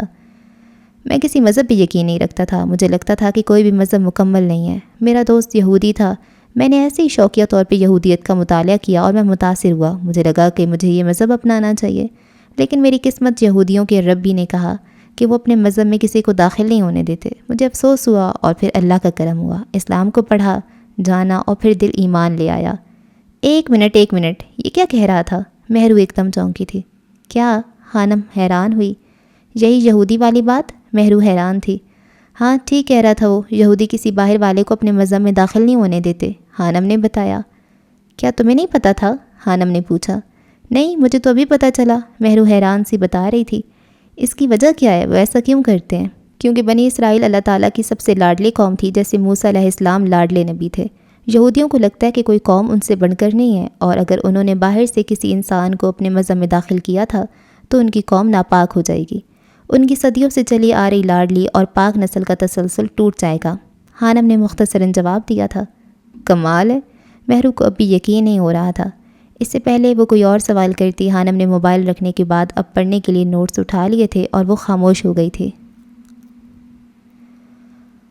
آخری پیپر کی تیاری کے لیے وہ دونوں لائبریری میں آئی تھیں۔ لائبریری میں داخل ہونے پر دائیں طرف شیلف لگے تھے، ہر شیلف کے اندر باکس بنے تھے اور ان پہ نمبر لکھا تھا۔ بیگ، کتاب یا نوٹس وغیرہ لائبریری کے اندر لے جانا سخت منع تھا۔ مہرو نے آگے بڑھ کر کاؤنٹر پہ بیٹھے انکل سے 2 پاس لیے تھے۔ یہ پاس ان باکس کی ایک طرح کی چابی تھے جو شیلف میں بنے تھے، اور پھر اس نے اپنے اور ہانم کے بیگ کو شیلف میں رکھا تھا۔ واپسی پہ یہی پاس واپس کرنے پہ انہیں بیگ واپس ملنے تھے۔ ایگزامز کے دن تھے، لائبریری اسٹوڈنٹ سے کھچا کھچ بھری نظر آ رہی تھی۔ عام دنوں میں بھی اسٹوڈنٹس کی ایک بڑی تعداد لائبریری میں موجود ہوتی تھی۔ یہ پاکستان کی سب سے بڑی لائبریری تھی، جہاں 1 کروڑ کے قریب کتابیں، جنرلز، ریسرچ پیپرز، ہر چیز موجود تھی۔ انٹری ڈور پہ دونوں نے اپنا کارڈ اسکین کیا تھا اور پھر وہ دونوں لائبریری میں داخل ہوئی تھیں۔ سامنے ہی کمپیوٹر پہ ہانم کو RJ بیٹھا نظر آ گیا تھا۔ کیا واقعی یہ کتابیں بھی پڑھتا ہے؟ اسے دیکھ کر ہانم نے مہرو سے پوچھا تھا۔ پڑھتا ہی ہوگا، اب بنا پڑھے گولڈ میڈل کون حاصل کر سکتا ہے، مہرو نے جواب دیا تھا۔ وہ دونوں گروپ اسٹڈی کے لیے آئی تھیں اور گروپ اسٹڈی کا سیکشن دوسرے فلور پہ تھا۔ مجھے اسے ملنا ہے، انفیکٹ مبارکباد دینی ہے، مہرو کہتی ہوئی آرجے کی طرف بڑھی تھی۔ کس بات کی مبارکباد؟ ہانم حیران ہوئی تھی۔ مکی بتا رہا تھا آرجے کی منگنی ہو گئی ہے، مہرو نے گویا دھماکہ کیا تھا۔ ہانم تو منہ کھولے اس کی بات سن رہی تھی۔ کیا واقعی؟ وہ حیران ہوئی تھی۔ ہاں، مہرو شرارت سے کہتی آرجے کی طرف بڑھ گئی تھی، جبکہ ہانم ہمنک سی اسے جاتا دیکھ رہی تھی۔ ہیلو آرجے، مہرو نے اس کے پاس جا کر آرجے کو مخاطب کیا تھا۔ ہائے، مہرو کو دیکھتا ہوا وہ خوش دلی سے مسکرایا تھا۔ گردن موڑ کر دیکھا تو تھوڑے سے فاصلے پر منہ بنائے کھڑی ہانم اسے نظر آ گئی تھی۔ وہ زیر لب مسکرا دیا تھا۔ آپ بھی کتابیں پڑھتے ہیں؟ مہرو نے پوچھا تھا۔ جی کہہ سکتی ہیں آپ، وہ بات گول مٹول کر گیا تھا۔ بہت خوشی ہوئی آپ کی شاندار کامیابی کا سن کر۔ Thanks pretty lady. وہ بنا دیکھے بھی محسوس کر سکتا تھا کہ ہانم اس وقت کتنے غصے میں تھی۔ لگتا ہے آپ کی دوست کافی غصے میں ہے، اگر آپ 1 منٹ سے پہلے یہاں سے نہ گئی تو وہ آپ کو کچا چبا جائے گی، آرجے نے شرارت سے کہا تھا۔ نہیں، وہ شاکڈ ہے، مہرو نے جواب دیا تھا۔ کس بات پر؟ آرجے حیران ہوا تھا۔ میں نے اسے کہا کہ آپ کی انگیجمنٹ ہو چکی ہے۔ ریئلی؟ آرجے کا کہکا بلند ہوا تھا۔ اور آپ کی دوست اس وقت سوچ رہی ہوں گی کہ کس کی زندگی برباد ہوئی ہے۔ وہ ہنس رہا تھا۔ دانت تو ایسے نکالے جیسے جنت مل گئی ہو، پتہ نہیں کس کی قسمت پھوٹی ہے جو اس کی زندگی میں آ گئی۔ ہانم اسے کہکا لگاتے دیکھ کر بڑبڑائی تھی۔ کیا بات ہے، اتنا جانتے ہیں آپ ہانی کو؟ مہرو حیران ہوئی۔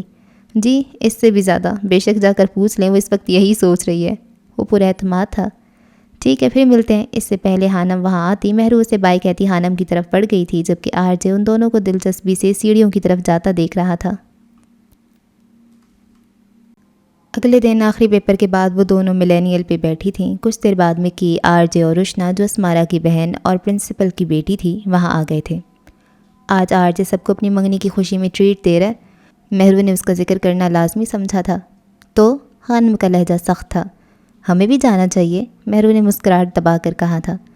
بھاڑ میں جائے وہ اور اس کی ٹریٹ، مجھے کوئی شوق نہیں، اور تم بار بار اس کا ذکر مت کیا کرو، خانم چڑ گئی تھی۔ اچھا ٹھیک ہے، غصہ تو مت کرو، آج تو آزادی کا دن ہے، مہرو مسکرائی تھی۔ کچھ دیر بعد ملینیل کے سامنے گاڑی رکی تھی اور اس میں سے ایک سٹائلش سی لڑکی نکلی تھی اور اب آرجے کی طرف قدم بڑھا رہی تھی۔ تم میرے ساتھ ایسا نہیں کر سکتے آرجے، وہ اس کے پاس آنے پہ چلائی تھی۔ آرجے چونک کر اسے دیکھا۔ کون ہو تم؟ وہ اجنبی سا پوچھ رہا تھا۔ بھول گئے اتنی جلدی؟ لیکن میں نہیں بھولی، میں تمہیں کیسے بھول سکتی ہوں؟ لڑکی کی آواز رند گئی تھی۔ ایکسکیوز می مس، کیا بول رہی ہو تم؟ 1 سال کا ریلیشن شپ رہا ہے ہمارا، ایسے کیسے تم بھول سکتے ہو؟ جب مجھے تم سے پیار ہوا تو تم مجھ سے اکتا گئے، چھوڑ دیا مجھے، لیکن میں تمہیں نہیں بھول سکتی اور نہ چھوڑ سکتی ہوں۔ وہ چلا رہی تھی۔ چلاؤ مت اور دماغ خراب مت کرو میرا، تمہیں اب تک کتنے لڑکوں سے پیار ہو چکا ہے یہ میں اچھے سے جانتا ہوں، اب جاؤ یہاں سے، تماشا کرنے کی ضرورت نہیں ہے۔ آرجے کا لہجہ برف جیسا سرد تھا۔ وہاں موجود تمام اسٹوڈنٹس حیرت اور دلچسپی سے انہیں دیکھ رہے تھے۔ ہانم کے چہرے پر واضح ناگواری تھی۔ پلیز آرجے، میں تم سے بہت پیار کرتی ہوں، پلیز میرے ساتھ ایسا مت کرو، میں سب کو چھوڑ دوں گی، میں تم سے شادی کرنا چاہتی ہوں، پلیز مجھے اپنا لو۔ وہ لڑکی رونے لگ گئی تھی۔ میں نے کہا نا دماغ خراب مت کرو، یہاں سے جاؤ، مجھے تم میں کوئی دلچسپی نہیں ہے۔ لیکن میں تمہیں نہیں چھوڑ سکتی، اور اگر تم میرے نہ ہوئے نا تو دیکھنا بہت برا ہوگا۔ وہ اسے دھمکی دیتی جا چکی تھی، جبکہ آرجے پرسکون ہو چکا تھا۔ لوگ اپنے اپنے کاموں میں دوبارہ مشغول ہو چکے تھے۔ اچانک آرجے کی نظر ہانم پہ پڑی تھی، جو کھا جانے والی نظروں سے اسے گھور رہی تھی۔ کیا تھا؟ مہرو لڑکی کے جانے کے بعد بولی تھی۔ تمہارے آرجے کا لگایا ہوا تماشا، ہانم نے ایک ایک لفظ چبا کر کہا تھا۔ اوف، میرا آرجے، مہرو بلا اختیار ہی ہنسی تھی۔ اب وہ تینوں اپنی ٹیبل سے اٹھ چکے تھے۔ گزرنے کا راستہ مہرو اور ہانم کی ٹیبل کے پاس سے تھا۔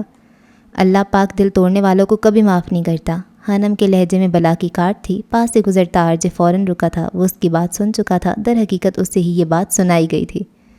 کمال ہے مس ہانم، اللہ کا ان سب سے کیا تعلق؟ وہ پلٹ کر اب ہانم سے پوچھ رہا تھا۔ ہانم ایک دم گڑبڑا گئی تھی، اسے اندازہ نہیں تھا کہ وہ یوں سوال کرے گا۔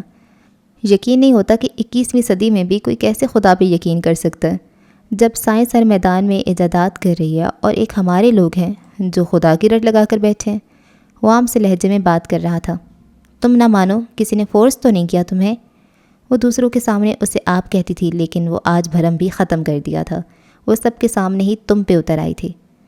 لیکن آپ تو خدا پہ یقین رکھتی ہیں، تو پھر دلائل سے ثابت کریں کہ خدا ہے، آرجے پوچھ رہا تھا۔ چلو یار آرجے، ہر وقت بحث نہیں کرنی چاہیے، مکی نے اسے بلانا چاہا تھا۔ چلو آرجے کیوں وقت ضائع کر رہے ہو، ایسے لوگوں کے منہ نہیں لگتے۔ روشنا نے بالوں کو جھٹکا دیتی ہوئے کہا تھا۔ تم لوگ جاؤ، یہ میرا مسئلہ ہے، میں جس سے چاہوں بحث کروں۔ روشنا کی بات پہ اسے غصہ آیا تھا۔ میں خدا کو مانتی ہوں، تم نہیں۔ مجھے دلائل کی ضرورت نہیں ہے، لیکن تمہیں ہے، اور جسے ضرورت ہوتی ہے وہی ڈھونڈتا ہے۔ اتنی ذہانت لیے پھرتے ہو تو ڈھونڈ لو دلائل، کیا اتنا سا بھی نہیں کر سکتے تم؟ وہ چیلنج کرنے والے انداز میں کہتی وہاں سے چلی گئی تھی، 1 منٹ کے لیے بھی نہیں رکی تھی۔ مہروز کے پیچھے لپکی تھی۔ وہ جب بھی ملتے تھے سب الٹ ہوتا تھا، نہ چاہتے ہوئے بھی ان کی بحث ہو جاتی تھی۔ حانم نے پہلی بار اس کے سوال کا جواب دینے سے انکار کیا تھا۔ آرجے جانتا تھا کہ اگر وہ چاہتی تو جواب دے سکتی، لیکن اس بار ایسا نہیں ہوا تھا۔ یعنی وہ اس سے اتنی خار کھانے لگی تھی کہ اس کی بات کا جواب دینا بھی پسند نہیں کرتی تھی۔ پیپرز کے بعد انہیں 1 ہفتے کے سیمسٹر بریک ملی تھی۔ 8 دن بعد وہ دوبارہ ڈپارٹمنٹ میں موجود تھے۔ آج پھر سیمینار تھا۔ عثمان ملک اسے ڈھونڈ رہا تھا۔ آخر وہ اسے گراؤنڈ میں نظر آ ہی گئی تھی۔ چونکہ فروری کا مہینہ تھا، بادل امڑ کر آتے تھے۔ سردی کم ہوئی تھی لیکن ختم نہیں۔ حانم کیسی ہیں آپ؟ وہ اس کے پاس پہنچ چکا تھا۔ جی میں ٹھیک ہوں۔ آج سیمینار ہے، آپ جانتی ہیں، آج تو آپ میرے ساتھ چلیں، آپ میری ٹیم کا حصہ بن چکی ہیں، عثمان ملک نے کہا تھا۔ میں کوشش کروں گی، لیکن میں دعویٰ نہیں کرتی کہ میں ٹھیک سے کام کر پاؤں گی یا نہیں۔ مجھے امید ہے آپ کر لیں گی، وہ پر امید سا کہہ رہا تھا۔ ٹھیک ہے پھر چلیں، اسے خاموش دیکھ کر عثمان ملک نے دوبارہ پوچھا تھا۔ اس سے پہلے حانم کوئی جواب دیتی، اس کی موبائل پہ رنگ ہوئی تھی۔ گھر سے آسیہ بیگم کا فون تھا۔ میں کچھ دیر میں آتی ہوں، حانم نے موبائل کی طرف دیکھتے ہوئے کہا تھا۔ ٹھیک ہے جلدی آئیں، میں انتظار کر رہا ہوں آپ کا، وہ مسکرا کر کہتا واپس پلٹ گیا تھا، جبکہ حانم نے کال ریسیو کرنے کے بعد فون کان سے لگایا تھا۔ دور ایک شخص نے حسد بھری نظروں سے دونوں کو دیکھا تھا۔ مہرو کو اقصیٰ کسی کام کے لیے دوسرے ڈپارٹمنٹ لے کر گئی تھی، اس لیے آج وہ اکیلی تھی۔ کچھ دیر بات کرنے کے بعد حانم سیمینار ہال کی طرف پڑ گئی تھی۔ اندر شاید سیمینار شروع ہو چکا تھا۔ جیسے ہی اس نے دروازے کھولنے کی کوشش کی تھی، نیلم جو کہ عثمان ملک کی ٹیم کی ممبر تھی، اس کا راستہ روک کر کھڑی ہو گئی تھی۔ تم اندر نہیں جا سکتی، نیلم نے غصے سے کہا تھا۔ لیکن کیوں؟ حانم حیران ہوئی تھی۔ میری مرضی، یہ جو تم نے کھیل کھیلا ہے نا، سب اچھے سے جانتی ہوں۔ عثمان کو اٹریکٹ کرنے کے لیے تم نے یہ سب کیا، تم ٹیم کا حصہ تو بن گئی ہو، لیکن تمہیں اس کے قریب نہیں ہونے دوں گی، نیلم پھنکار رہی تھی۔ حانم کا دماغ اس کی بات سن کر بھگ سے اڑا تھا۔ اسے سمجھ نہیں آ رہا تھا کہ وہ کیا کر رہی تھی۔ آپ کا دماغ تو ٹھیک ہے مس نیلم، حانم کو غصہ آیا تھا۔ میرا تو ٹھیک ہے، لیکن شاید عثمان کو دیکھ کر تمہاری نیت خراب ہو گئی ہے۔ میں تمہیں اچھے سے بتا دوں کہ میں اور عثمان کزنز ہیں، اور بہت جلد ہمارا نکاح ہونے والا ہے، تو اپنی گھناؤنی چالوں سے باز آ جاؤ۔ حانم کا دل کیا تھا کہ ایک زوردار تھپڑ اس نیلم کے رسید کر دے، لیکن وہ تماشا نہیں بنانا چاہتی تھی۔ اسے دکھ ہوا تھا، لوگ کیسے الزام لگا دیتے ہیں دوسروں پر، اسے یقین نہیں آ رہا تھا۔ مجھے آپ کی عثمان ملک اور ان کی ٹیم کا حصہ بننے میں کوئی دلچسپی نہیں ہے، اور آپ سینئر ہیں، آئندہ ایسی بات کرنے سے پہلے سوچ لیجیے گا، مجھے اچھا نہیں لگے گا کہ میں آپ سے کچھ کہوں۔ حانم نے کچھ پہ زور دیا تھا، اس کا مطلب انسلٹ تھا۔ وہ اس کا جواب سنے بنا واپس گراؤنڈ میں آ گئی تھی۔ گراؤنڈ خالی تھا، کچھ اسٹوڈنٹ سیمینار کے نام پر ہی ڈپارٹمنٹ سے بھاگ جاتے تھے، جبکہ کچھ کی کلاس ہو رہی تھی اور باقی سیمینار ہال میں تھے۔ وہ لکڑی سے بنے بینچ پر بیٹھ گئی تھی، آنکھیں نم ہونا شروع ہوئی تھیں۔ وہ اچھا کرنا چاہتی تھی تو برا ہو جاتا تھا، وہ تو سوچتی بھی نہیں تھی، لوگ وہ الزام لگا دیتے تھے اس پر۔ وہ اپنے بیگ پہ انگلی سے کچھ لکھ رہی تھی، آنسوؤں کو ضبط کرنے کی کوشش جاری تھی۔ گردن جھکی ہوئی تھی، اسے لگ رہا تھا کہ اگر اس نے آنکھیں اوپر کیں تو لوگ اس کے آنسو دیکھ لیں گے۔ وہ جتنی سخت دل نظر آتی تھی اتنی حساس بھی تو تھی۔ چھوٹی چھوٹی باتوں پہ آنکھیں بھر آتی تھیں، جانے زندگی کے کس تجربے نے اسے تلخ بنا دیا تھا۔ وہ پہلے تو ایسی نہیں تھی، اسے غصہ شدید آتا تھا۔ کچھ ہی پل گزرے تھے جب اسے محسوس ہوا کہ کوئی اس کے پاس آ کر بیٹھا تھا۔ اس کی گردن اور جھک گئی تھی۔ اوہ، تم اس میں حانم روتی بھی ہیں، اسٹرینج، مجھے تو لگا تھا کہ وہ اپنے کاٹ دار لہجے سے بس دوسروں کو گھائل کرتی ہیں۔ آواز پر جیسے حانم کو کرنٹ لگا تھا۔ اس نے مڑ کر اپنے دائیں طرف دیکھا تھا۔ آرجے بینچ کے اوپر چڑھ کر بیٹھنے والے حصے پر پاؤں جمائے ٹیک لگانے والے حصے پہ چڑھ کر بیٹھا تھا۔ حانم نے فٹافٹ آنکھوں میں آئی نمی کو صاف کیا تھا۔ وہ سیمینار ہال میں تھا۔ حانم اسے وہاں دیکھ کر حیران ہوئی تھی۔ تم یہاں کیا کر رہے ہو؟ وہ غصے سے بولی تھی۔ جو تم کر رہی ہو، یعنی آنسو بہا رہا ہوں، وہ کہہ کر لگا کر ہنسا تھا۔ حانم جانتی تھی وہ اسے جلائے بنا باز نہیں آنے والا تھا۔ تم تو سیمینار میں تھے نا؟ ہاں تھا، تو ایک بے وقوف لڑکی سے بحث کرنی تھی، لیکن وہ ڈر کر بھاگ گئی، وہاں آئی نہیں تو میں باہر آ گیا، وہ شرارت سے کہہ رہا تھا۔ حانم نے گھور کر اسے دیکھا۔ ایک بات تو بتاؤ، اس کے لہجے کا انداز ایک دم بدلا تھا۔ حانم نے سوالیہ نظروں سے اسے دیکھا تھا۔ گرے آنکھیں رونے کے باعث گلابی ہو چکی تھیں، پلکیں نم تھیں۔ کیا مصیبت ہے یار، وہ بڑبڑا کر کہتا چہرے کا رخ موڑ گیا تھا۔ اس کی نم آنکھیں آرجے کا دماغ خراب کر رہی تھیں۔ کیا بات؟ حانم نے پوچھا تھا۔ وہ اس کی بڑبڑاہٹ نہیں سن پائی تھی۔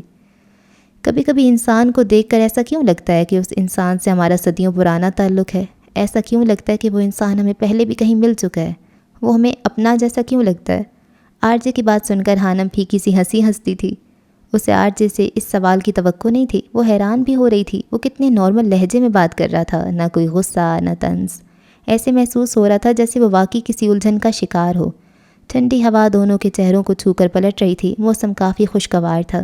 تم تو خدا پہ یقین نہیں رکھتے، تم عالم ارواح کو کیا مانو گے؟ یہ سب روحوں کے کھیل ہیں مسٹر آرجے، یہ تمہارے بس کی بات نہیں۔ کیا مطلب؟ آرجے نے الجھن آمیز لہجے میں پوچھا تھا۔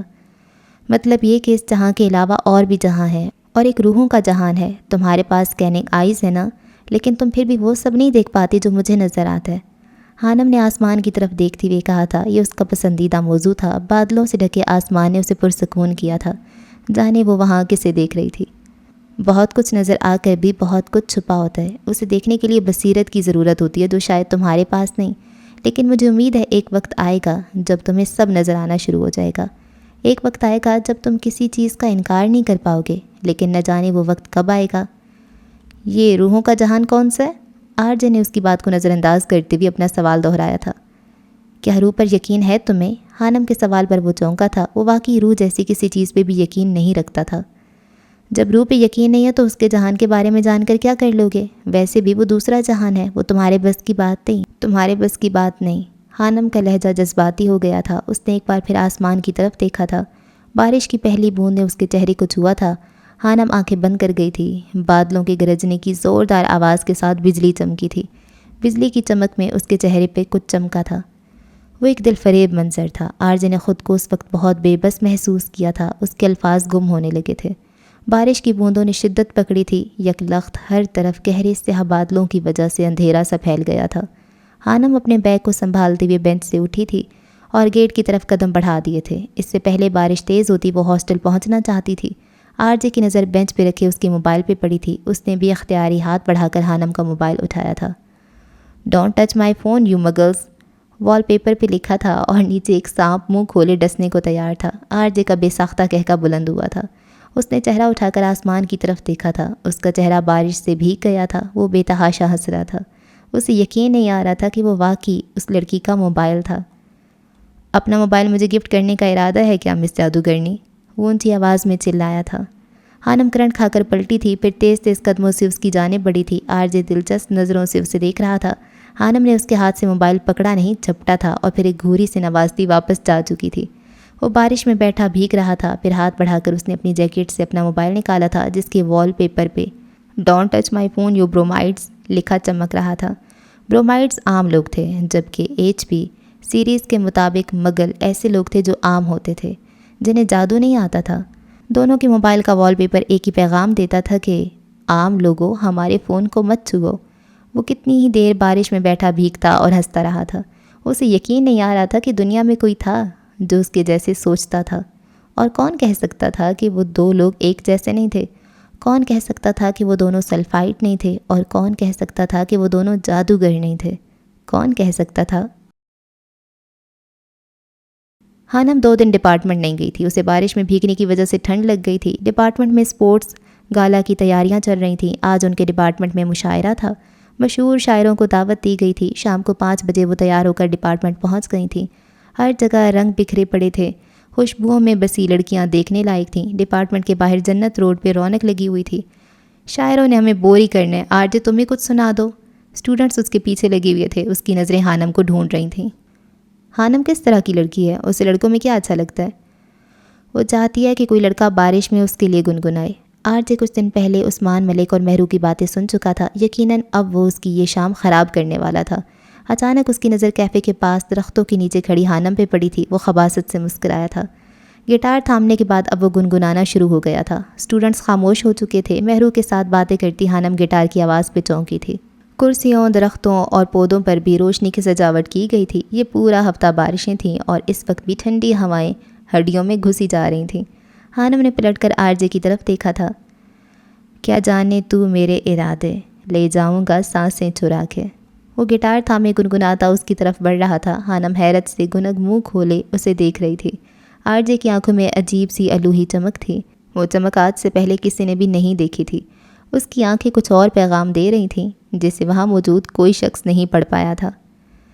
दिल कह रहा है गुनहगार बन जा, बड़ा चैन है इन गुनाहों से आगे।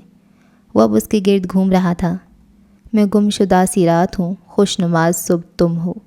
वो अब मुस्कुराता दूसरी लड़कियों की जानिब बढ़ गया था। मैं जो जी रहा हूँ वजह तुम हो, वजह तुम हो। वो गुनगुनाता अपना काम ख़त्म करके डिपार्टमेंट की तरफ बढ़ गया था। स्टूडेंट्स उसके पीछे गए थे। हानम ने घूर कर महरू को देखा था। कसम ले लो मैंने उसे तुम्हारी ख्वाहिश के बारे में नहीं बताया। महरू ने सफाई दी थी। हानम का मूड बिगड़ा था। उसने कितने दिल से ख्वाहिश की थी और वो आरजे पानी फेर गया था उसके अरमानों पे।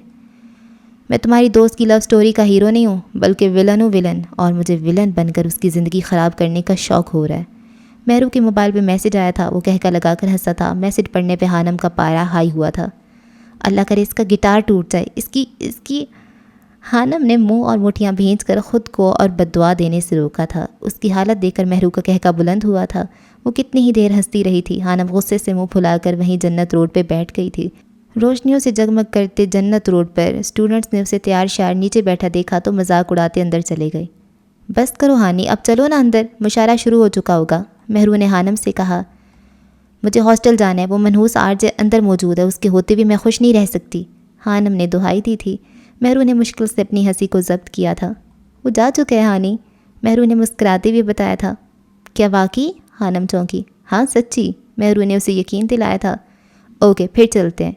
वो झट से खड़ी हो गई थी जबकि महरू उसके यूँ मूड बदलने पे हैरान रह गई थी। वैसे इतना तो बुरा नहीं है वो, महरू ने खफकी से कहा था। मैंने कब कहा कि वो बुरा है, बल्कि वो निहायत बुरा है। हानम भी ज़िद्दी थी। महरू अफसोस से सर झटकती डिपार्टमेंट में दाखिल हुई थी। मुल्क के मशहूर शायरों को बुलाया गया था। मुशायरा बहुत अच्छा चल रहा था। हानम के गौर करने पे आरजे उसे कहीं नज़र नहीं आया था। वो वाकई जा चुका था। हानम ने उसकी गैर मौजूदगी पे शुक्र अदा किया था। रात का न जाने कौन सा पहर था जब अजीब से एहसासात के साथ हानम की आंख खुली थी। कोई उस पर झुका उसे उठा रहा था। हानी उठो, हानी वो। महरू रो रही थी। क्या हुआ महरू? हानम एक झटके से उठ बैठी थी। हानी वो मामा। महरू सिसकियाँ ले रही थी। वो रोती हुई हानम के गले लग गई थी। क्या हुआ आंटी को, तुम रो क्यों रही हो? हानम का दिल कांप उठा था। उसे कुछ गलत होने का एहसास हुआ था। वो मामा को हार्ट अटैक हुआ है, महरू ने मुश्किल से रोते हुए बताया था। या अल्लाह खैर, हानम का दिल दहल गया था। अच्छा तुम चुप करो, रो मत, ये बताओ कि तुम्हें कैसे पता चला? भाई ने बताया, वो लेने आ रहा है, मम्मा हॉस्पिटल में है, आईसीयू में। ये सब सुनकर हानी की अपनी आंखें नम हो गई थीं। उसने महरू को पानी पिलाया था। सुबह के 4 बजे का वक्त था। हानम कमरे से बाहर निकली थी। वो सीधा काउंटर पे गई थी जहाँ रात को गार्ड ड्यूटी देता था। उसने काउंटर पे मौजूद गार्ड को सब बताया था जिसने वार्डन को कॉल की थी। महरू के घर फ़ोन करने पे उन्हें ख़बर की तस्दीक मिल चुकी थी। कुछ देर बाद महरू अपने भाई के साथ जा चुकी थी, जबकि वार्डन ने हानम को इस वक्त महरू के साथ जाने की इजाज़त नहीं दी थी। हानम को गुस्सा तो आया था, लेकिन वो हॉस्टल के कवानीन को नहीं तोड़ सकती थी। जॉर्डन तुम आजकल कहाँ होते हो? मैं कुछ दिनों से देख रहा हूँ तुम ज़्यादातर वक्त बाहर गुजारते हो, क्यों? एंथनी जॉर्डन से पूछ रहा था। क्यों, मैं बाहर नहीं जा सकता? जॉर्डन ने गुस्से से उल्टा सवाल पूछा था। जा सकते हो, लेकिन क्या लेकिन? जॉर्डन ने उसकी बात काटी थी। कुछ गलत हरकत मत करना, एंथनी ने दरख्वास्त की थी। वो जॉर्डन के गुस्से और उसकी शख्सियत से अच्छी तरह वाकिफ़ था। मार्था की मौत के बाद वो और ज़्यादा खामोश रहने लगा था। पहले तो ज़्यादा वक्त घर और जिम में गुजारता था या प्रैक्टिस करते हुए, लेकिन आजकल वो थोड़ा अजीब सा रवैया अपनाए हुए था। जल्दी जल्दी में नाश्ता करता था जैसे कहीं पहुंचना हो, बार बार वक्त देखता था। डोंट वरी, जो करूँगा सब ठीक ही करूँगा, जॉर्डन ने सर्द से लहजे में कहा था, जबकि एंथनी सर हिला कर रह गया था। पेरिस में सालाना बहुत बड़ा फ़ैशन शो हो रहा था जिसका एला को काफ़ी अरसे से इंतज़ार था। मुश्किल से उन्हें टिकट्स मिली थी। इस वक्त वो दोनों शो देखने के लिए निकल रही थीं। जैसे ही वो दोनों पार्किंग एरिया में पहुंची, माही को अजीब सा एहसास हुआ था। उसे रोड पे एक बाइक खड़ी नज़र आई थी और उस पे सवार हेलमेट पहने वो शख्स उसे कई दिनों से नोट कर रही थी। क्या हुआ माही, जल्दी चलो, एला ने गाड़ी में बैठते हुए कहा था। हाँ चलो। माही के चेहरे पे उलझन वाज़े थी। वो गाड़ी में बैठ गई थी, लेकिन उसकी नज़र बैक मिरर से गाड़ी के पीछे आती बाइक पे थी। उसके हवास बाख्ता होने लगे थे। एला, मुझे लगता है कोई हमारा पीछा कर रहा है, माही ने डरते हुए बताया था। What really? एला ने पुरजोर से लहजे में पूछा था।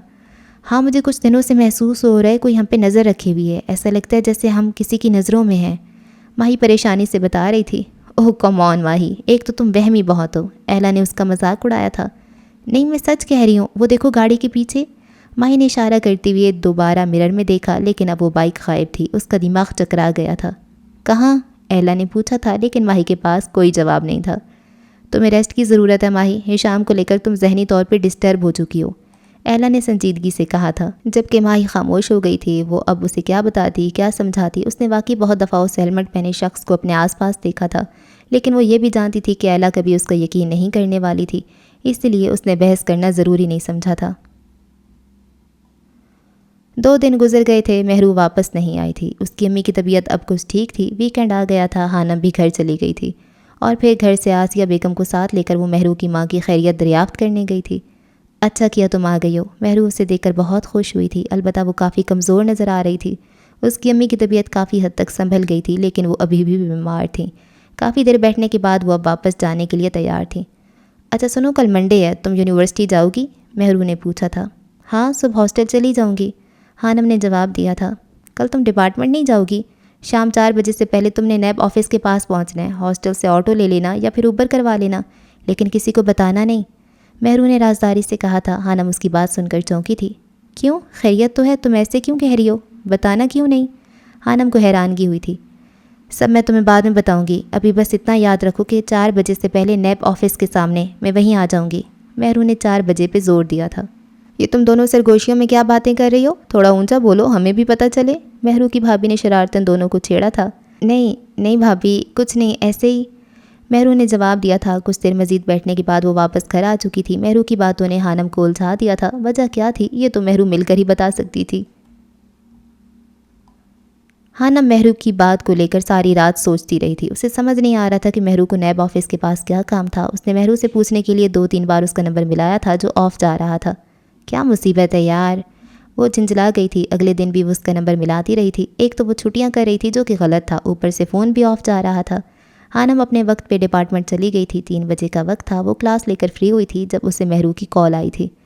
تم پہنچ رہی ہو نا نیب آفس؟ مہرو پوچھ رہی تھی۔ حانم کا اس کی بات سن کر دماغ گھوما تھا۔ تمہارا دماغ خراب ہو گیا مہرو، فون کیوں بند تھا تمہارا، اور تمہیں اس جگہ پہ کیا کام ہے؟ حانم نے غصے سے پوچھا تھا۔